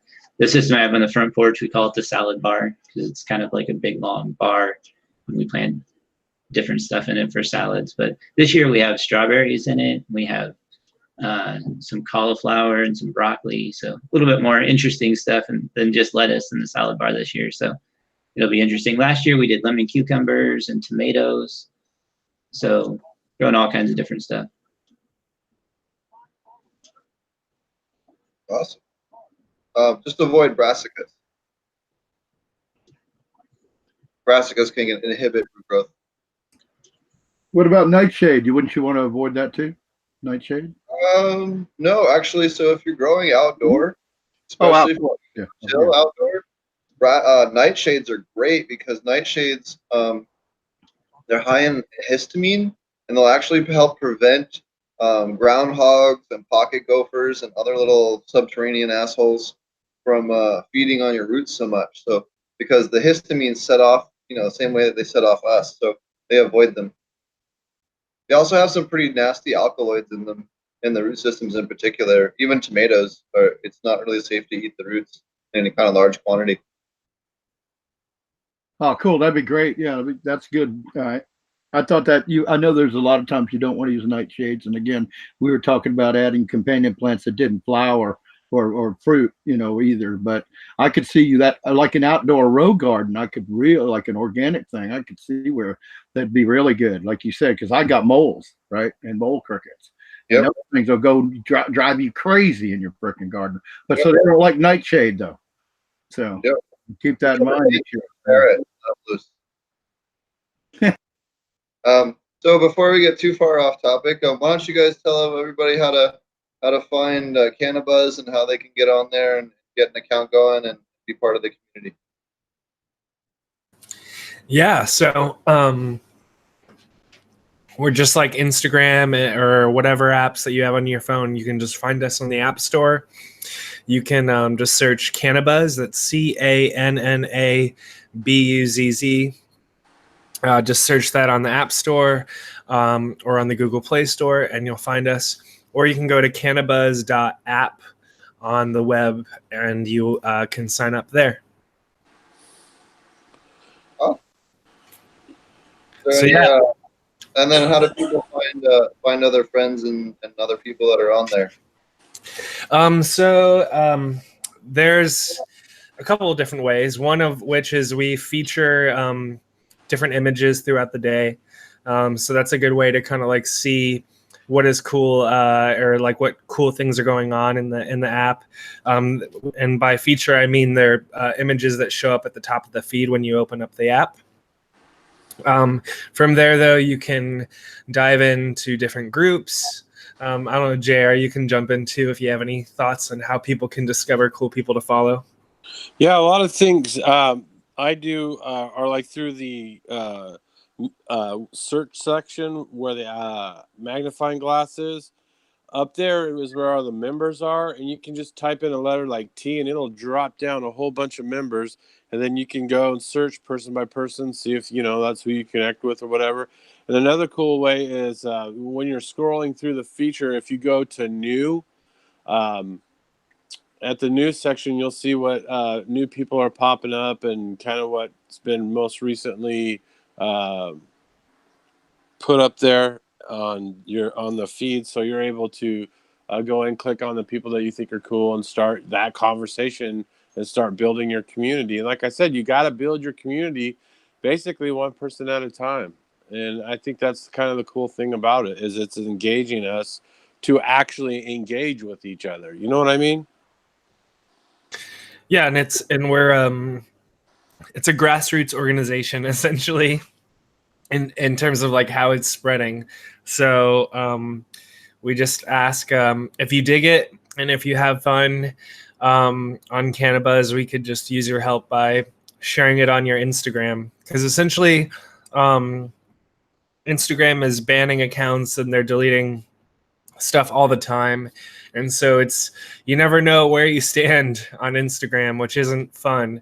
So CannaBuzz is here. We're a safe space for the cannabis community, and we're not going to delete your stuff. Our community guidelines are pretty straightforward. They are essentially be nice, be respectful, and don't try to sell illegal cannabis. And what I mean by that, because I've had kind of people ask me questions about what I mean by that, is we just ask people that they respect their laws, and so that in their states, and essentially at a high level, just please don't try to transact weed through CannaBuzz, and otherwise we'll be cool. Is essentially kind of the way we approach it. And we also had a question. I think last week when I was on another podcast, they asked if people could talk about psilocybin, and post about that, because that had just become legalized, or at least, decriminalized in Denver. So it was topical. And yeah, JR and I are cool with that as well. We are totally fine with that in our community guidelines if you want to post about psilocybin. But yeah, that's kind of it in a nutshell. We're a safe community for the cannabis community, and we hope you'll join us. So, and we appreciate your time for sure. Thank you. Thanks for having us on, Steve, Marty. Thanks for coming, guys. We appreciate it. Yeah, you did a great job. You did a great job. Thanks, guys. I think it's the first time we've had the guests turn around and turn it into an Aquaponics, show, and turn around their interview onto, the panel discussing Aquaponics for an hour. But that was pretty cool, man. I mean, we could talk about apps for hours, but trust me, it's not that exciting. Let's talk about weed. It turned out to be a great show either way. Yeah, thanks, guys. I appreciate it. Yeah, thank you. If you guys have it, thanks again. Tell everybody how to find or contact you guys too. Sure, go take it away, JR. You can reach me at JR. God, I gotta get I'm getting old. I can't see. You can reach me at jrtoken@CannaBuzz.app. Yeah, you could. And yeah, that's so email, and then I've got the similar email. Sam@CannaBuzz.app is a great way to reach me. Or if you email admin@CannaBuzz.app, that also lands in my inbox. You can follow. We're both on Instagram, of course. We're still going to have our accounts there so people can reach us as we try to bring them over to the light side of the force. And so you can follow me on Instagram at @QGrows. And JR, what's yours? I'm at J.R._token, TOKIN. Cool. Awesome. I really appreciate you guys taking the time to put something together as an alternative for our community, and to try and also help moderate it to where it's not a toxic cesspool like a lot of them turn into being. So there are two hard things that can be difficult to do. Yeah, I mean, I've built my whole career as being a community manager, and one of the things I've learned through that experience is you have to do what's right for the larger community, and sometimes that means protecting it from people that are going to be destructive in it. And so that's why, I mean, the rules go in a little bit more depth than what I said earlier, but at the top it does literally say be nice and be respectful, because that's what I believe is pretty key to being a member of a community. Agreed. 100%. By the way, I had one of your JR tokens with me my whole ride moving. They're good luck tokens. They're like pieces of 8. Thanks, brother. I appreciate that. Save one from every cup. Hey, I can't wait to see you. It's going to be fun. Hell yeah. That's what? When's the date on that again? 7/13. It's at Cultivated Synergy. And just listen for the show. We'll be having a release date for tickets and entries and all that fun stuff. Yeah, and they'll put it up on the Dude Grows website as well. They always put up a page that you can check out. So that's dudegrows.com. But they're a great community. That's how JR and I met. And it turns out it's a bunch of people just like on this show, a bunch of really chill, well-meaning people that are super positive and want to spread the love. So it's fun. Check it out. Awesome. Yeah, I really love their events, and we had a hell of a blast at the one a couple weeks ago, and it'll be fun to do another one here in another few weeks. And we have fun when they're on podcast too, because Steve, aren't you getting ready to be on that show, or you didn't do that yet, did you? Yeah, we recorded last week. Yeah. Yeah. I don't know what day I'm going to be airing on. I'm assuming tomorrow, but I could be wrong. Might be the following week or the weekend. But I did a wake and bake with them. Talked about a little bit about Oklahoma market, what the price per pounds are going for. We got a little bit of the market analysis, and there's something that just came out. So Oklahoma has just shy of 140,000 medical patients. They have almost 1,500 dispensaries. That is 3 times the amount of dispensaries that California has or that Colorado has right now, for a quarter of the population, which is a bit absurd. They had 409 processing facilities, and I forget how many. Hold on, let me get my facts straight so I can pull it up in 3 seconds. But it blew me away the what they had done for.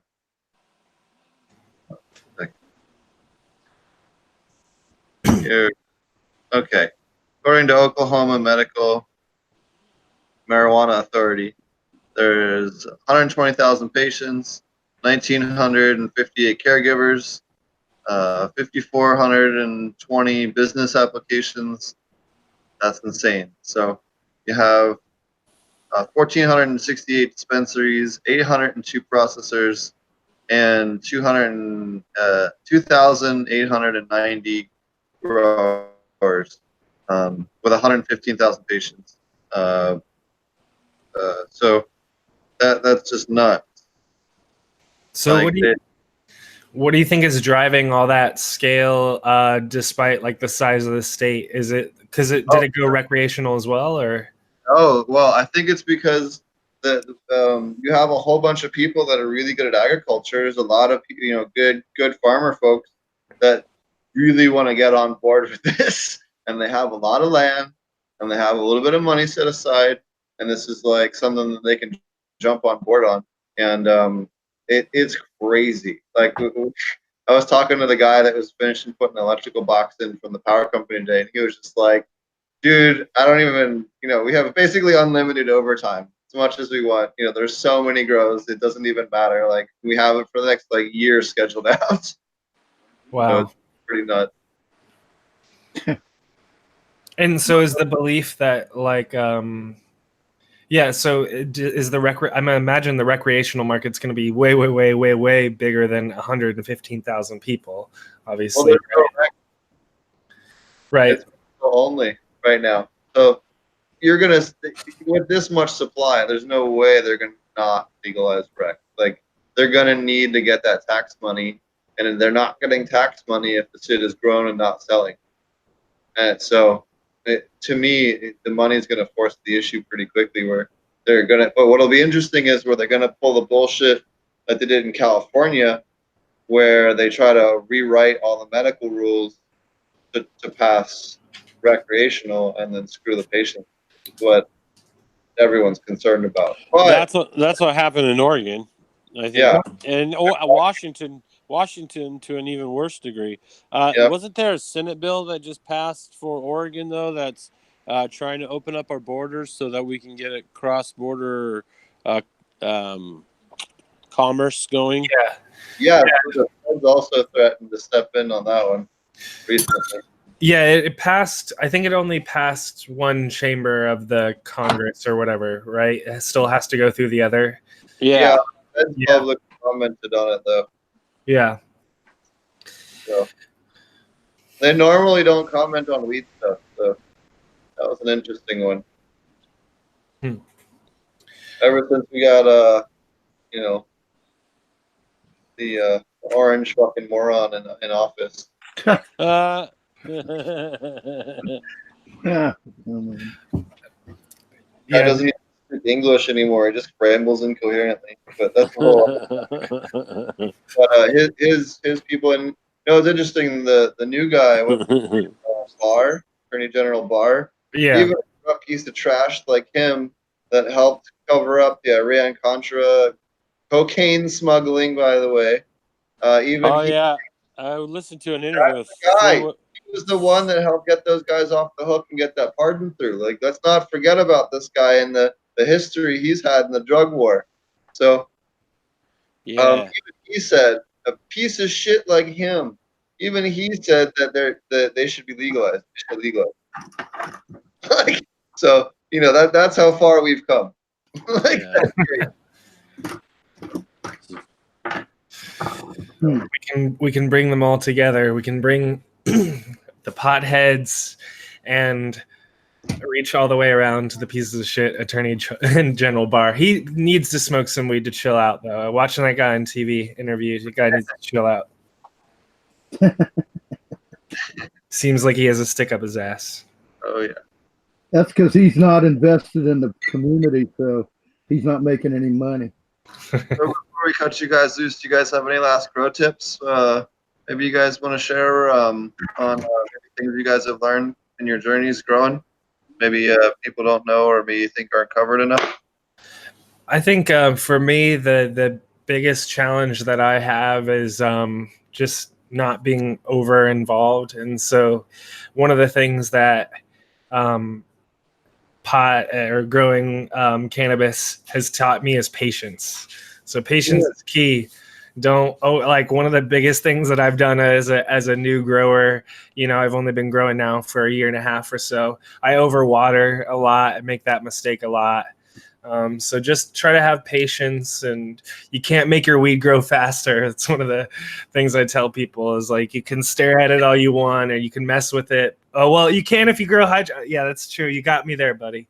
But anyways, if you don't have Steve's powers, you know what I mean? You're limited. So, be patient is what I've really learned as a grower. And my tips would probably be just try to get your environment in check. I think environment is very key. I mean, there's a lot of really good lighting sources out there that are relatively cost prohibitive, but dialing in your environment is what's really going to deliver you success.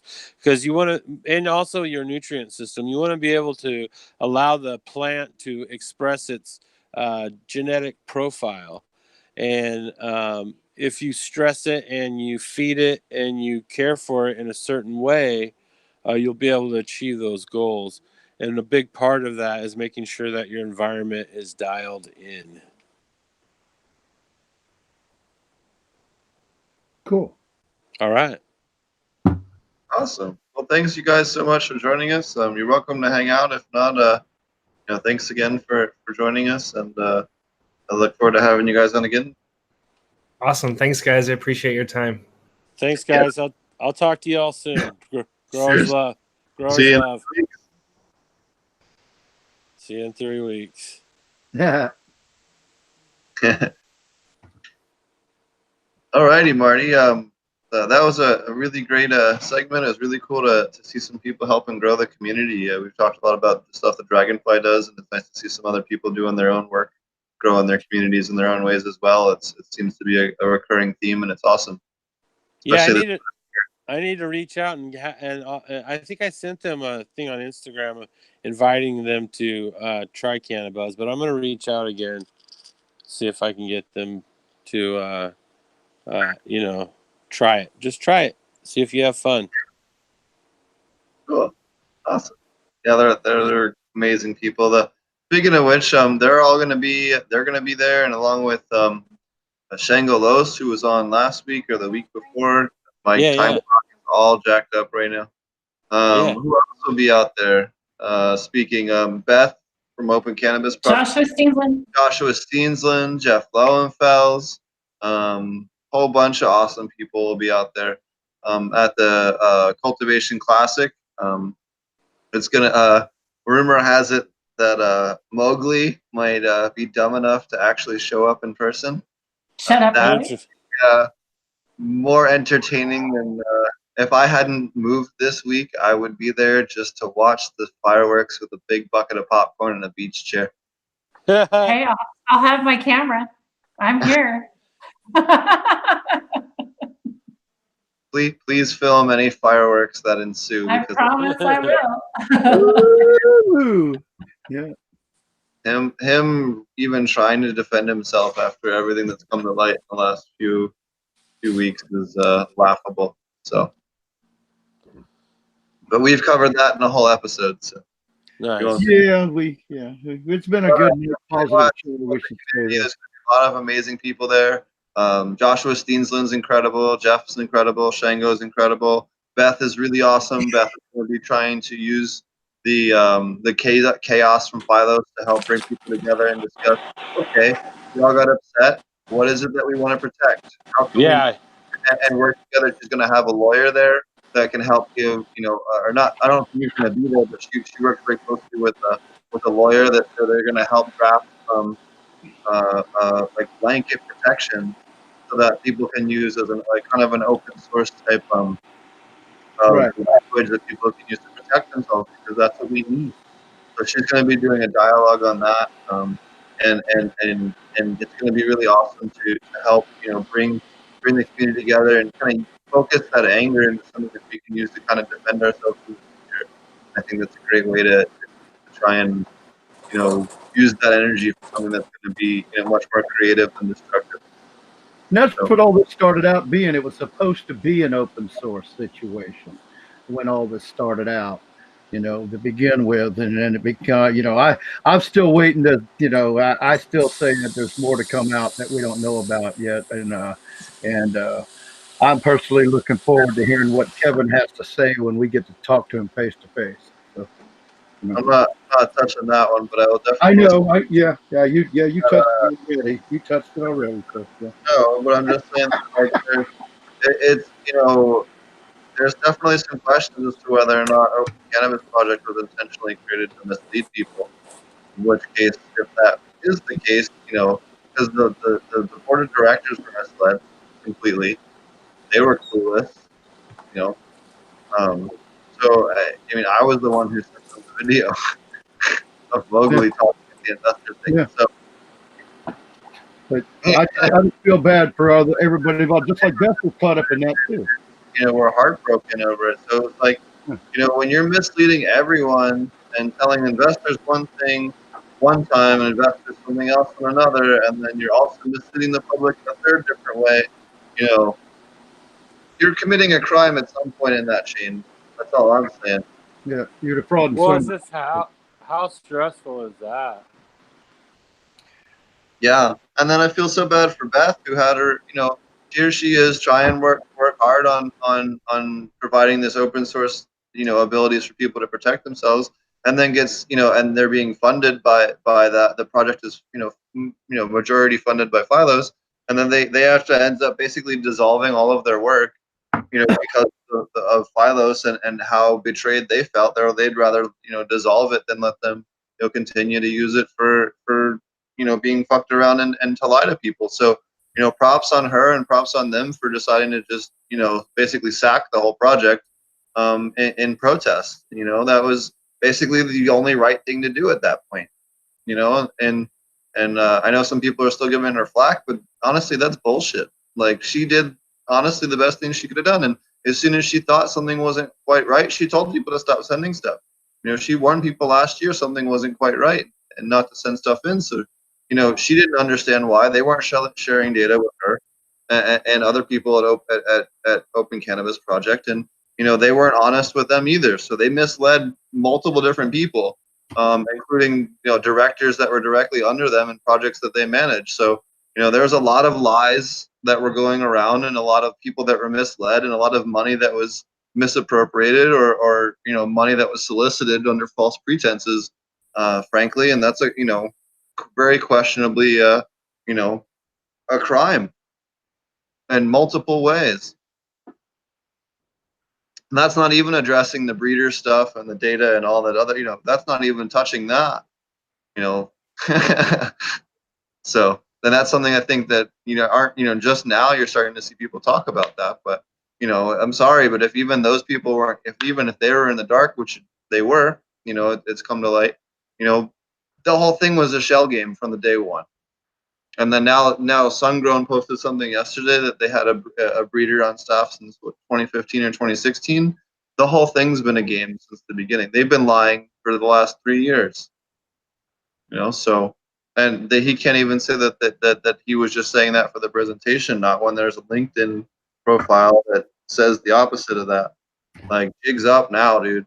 Like, I stop. think what we're getting at is that I'm just sad that some of our really good close friends that we've worked hard with and played with a long time are caught up in this. You know, To hear him speak in one context, and then to hear him speak on the Soil King interview, it was just absolute bullshit, directly contradictory to what he had said within the week before in a different who is he? Who is he? with a different interview. So it's just ridiculous. But who is he? Who you said he? Mowgli. Oh, I saw. Okay, I want to make sure that's who we're talking about. Okay. Yeah. So it's just stupid. The guy's a snake. He's two-faced as fuck, and he's pathetic. And he misled not only investors, but the breeders that he relies on the data for his, what was it, outrageous new strains. And some of our good friends he misled, and that's where it hurts the most. Oh yeah, but then also saying that breeders are inferior and we're incapable of doing advanced breeding. Like, bitch, where the hell do you think all of our wheat came from?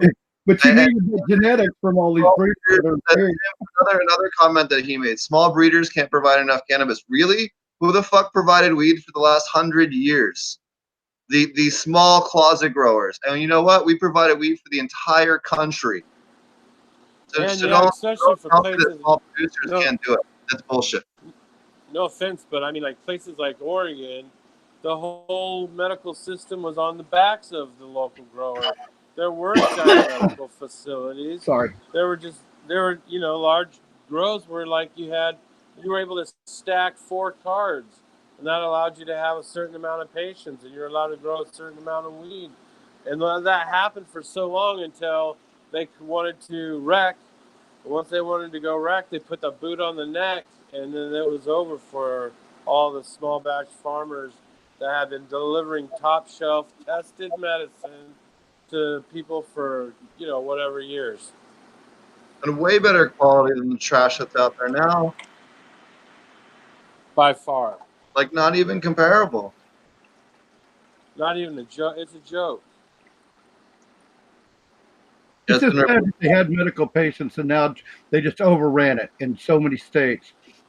Just like we were talking in Michigan, my number one thing there was to help out whatever at the conference and teach what I could, but it was more about, wow, when I got there I found out they had this great medical program like California, Oregon had, maybe not on the scale of what you could grow in California, but more like Oregon or Washington. And I said, man, right now you guys need to start a group, a group. And you need to make sure that you never let your state overrun your medical program, because that's what's happened in a lot of these states when they go wreck, and then they just regulate everything and they leave the guys like Marty, who had who supplemented his family income, and his livelihood, that suddenly robbed from him because he can no longer be a caregiver for patients. And there's all these patients. We know there's a ton of growers out there that grow that don't know how to grow, and that's a lot of what we try to do, is to teach them how to grow. But on the other hand, you got all these people that just can't grow, and they'll just no matter what you try to teach them, they're going to say, no, I kill everything I grow. So they need a caregiver, and that's what really you're seeing so many people in Oklahoma being like, I can grow weed, that have never seen a weed plant before.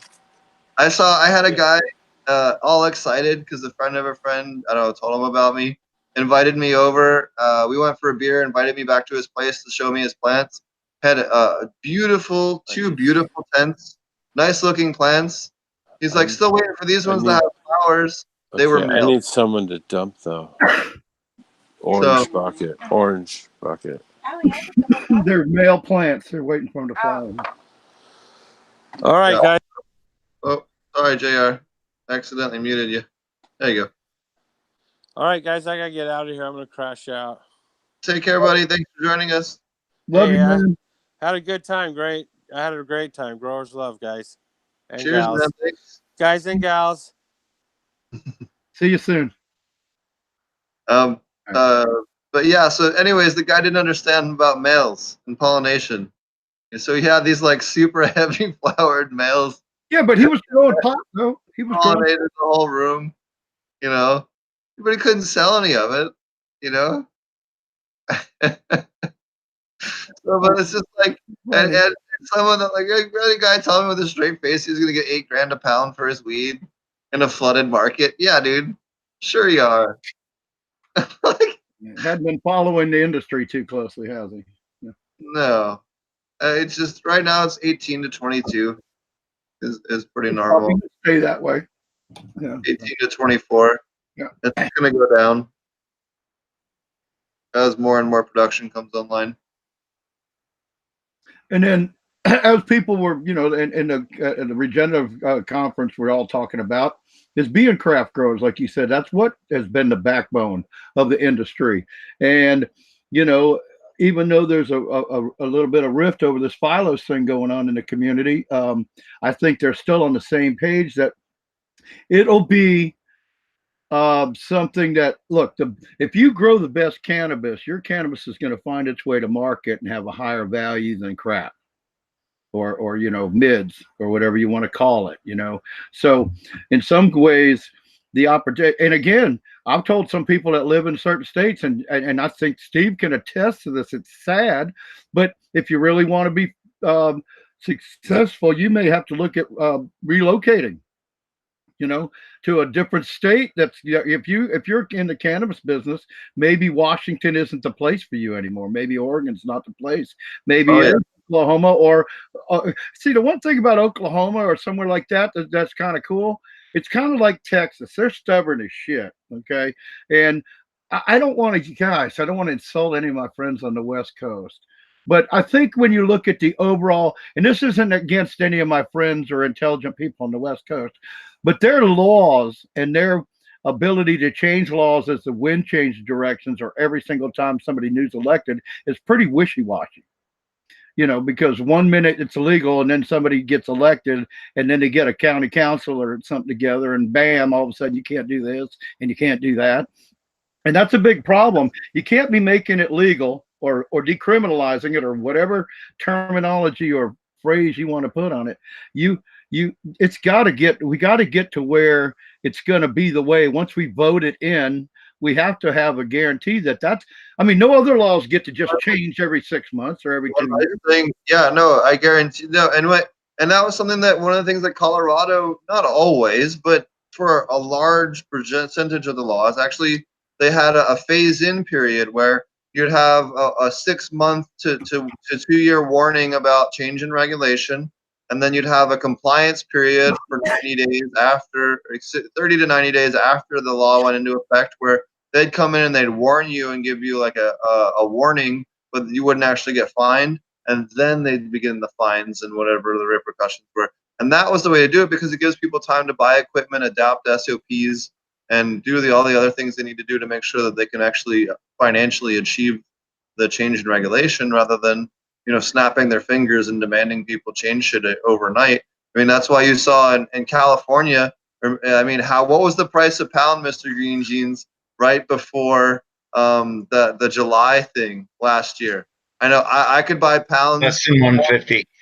90. I saw pounds for as cheap as $20 because they weren't going to be sellable legally in the market come, you know, July 1st. So, like, I literally, you know, allegedly bought a whole trash bag full of weed in California for like $100.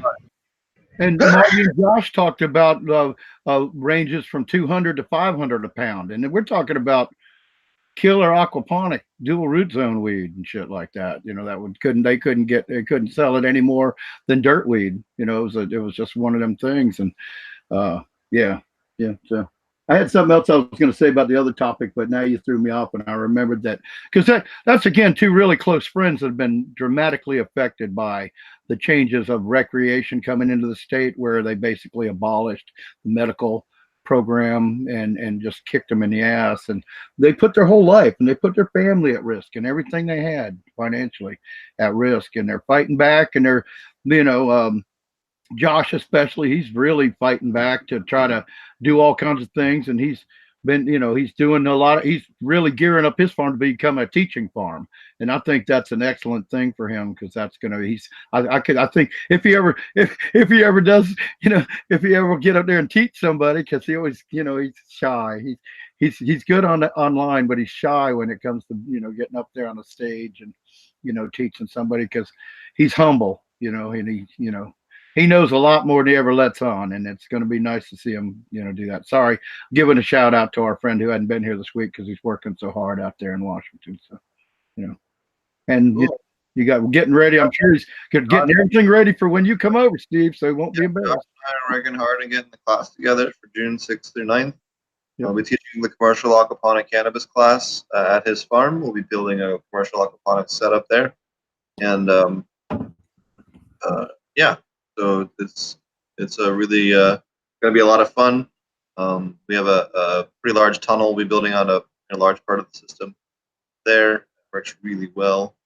We'll have all different kinds of different plants.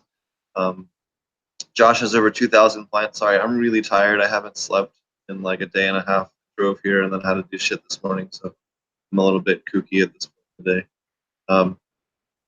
We have he'll have over 2,000 plants there, so we get a chance to see all different types of cultivars, all different life stages, veg, clones, germination, hash making, anything you want to do hands-on, you'll get a chance to do. You're going to learn to go to the commercial aquaponic system and together. We have a large long slide deck that we'll go through, and then we'll do a hands-on section in the afternoons, and really actually get your hands-on experience with cannabis. A lot of people have a chance to work with it. We have people coming from Brazil, we have people coming from Uruguay, so it's going to be a really fun class this time. And it's a hands-on, in-person class only, held in Bellingham, Washington. You can find out more information at commercialapmjclass.com. And it'll be with myself and Joshua from Dutch Blooms, who's the gentleman who also puts on the Regenerative Organic Cannabis Cultivation Conference, which I seem to be the only person who ever remembers the full name. I thought it was the Science of Regenerative Organic Cannabis Conference. Yep. Which next year is going to be incredible. We're going to be all over the hemisphere, and for the first time in Europe. So that'll be a hell of a blast. And I don't care what you've gone to, with the heartfelt love that you'll see and the knowledge that you get at that, where everybody's available to you. This is not standoffish where people speak and go away. And I'm sure I don't want to slight anybody else having a conference. I don't know, but I know a lot of things I've gone to. Speakers for speakers, and if you were in a certain circle, you got to talk to them, but maybe not.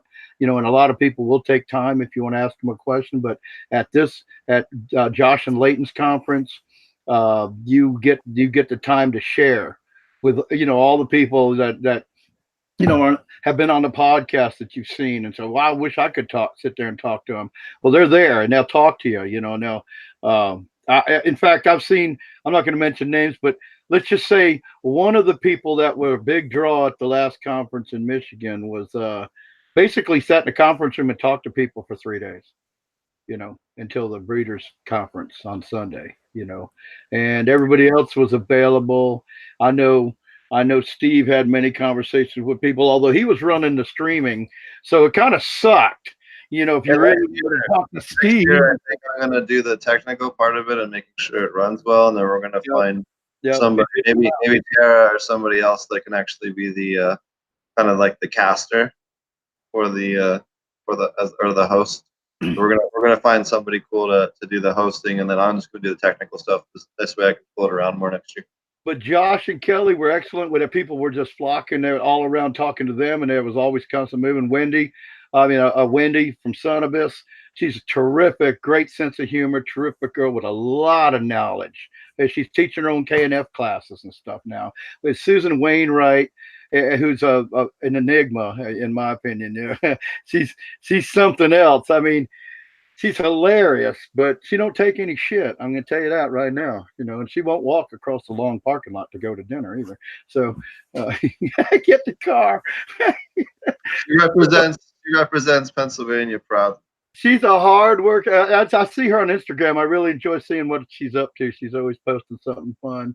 And then you had who am I missed? Well, Kevin, of course, he was in the back most of the time, and Josh, everybody was so great. We also had a couple vendors up there. I think Mark, and sorry, Mark, I can't remember your company's name, but he makes real good soil. We're gonna get him on. We're gonna get the guy on from Go Green MI. Tony. We're gonna get Tony on at some point here in the next little bit.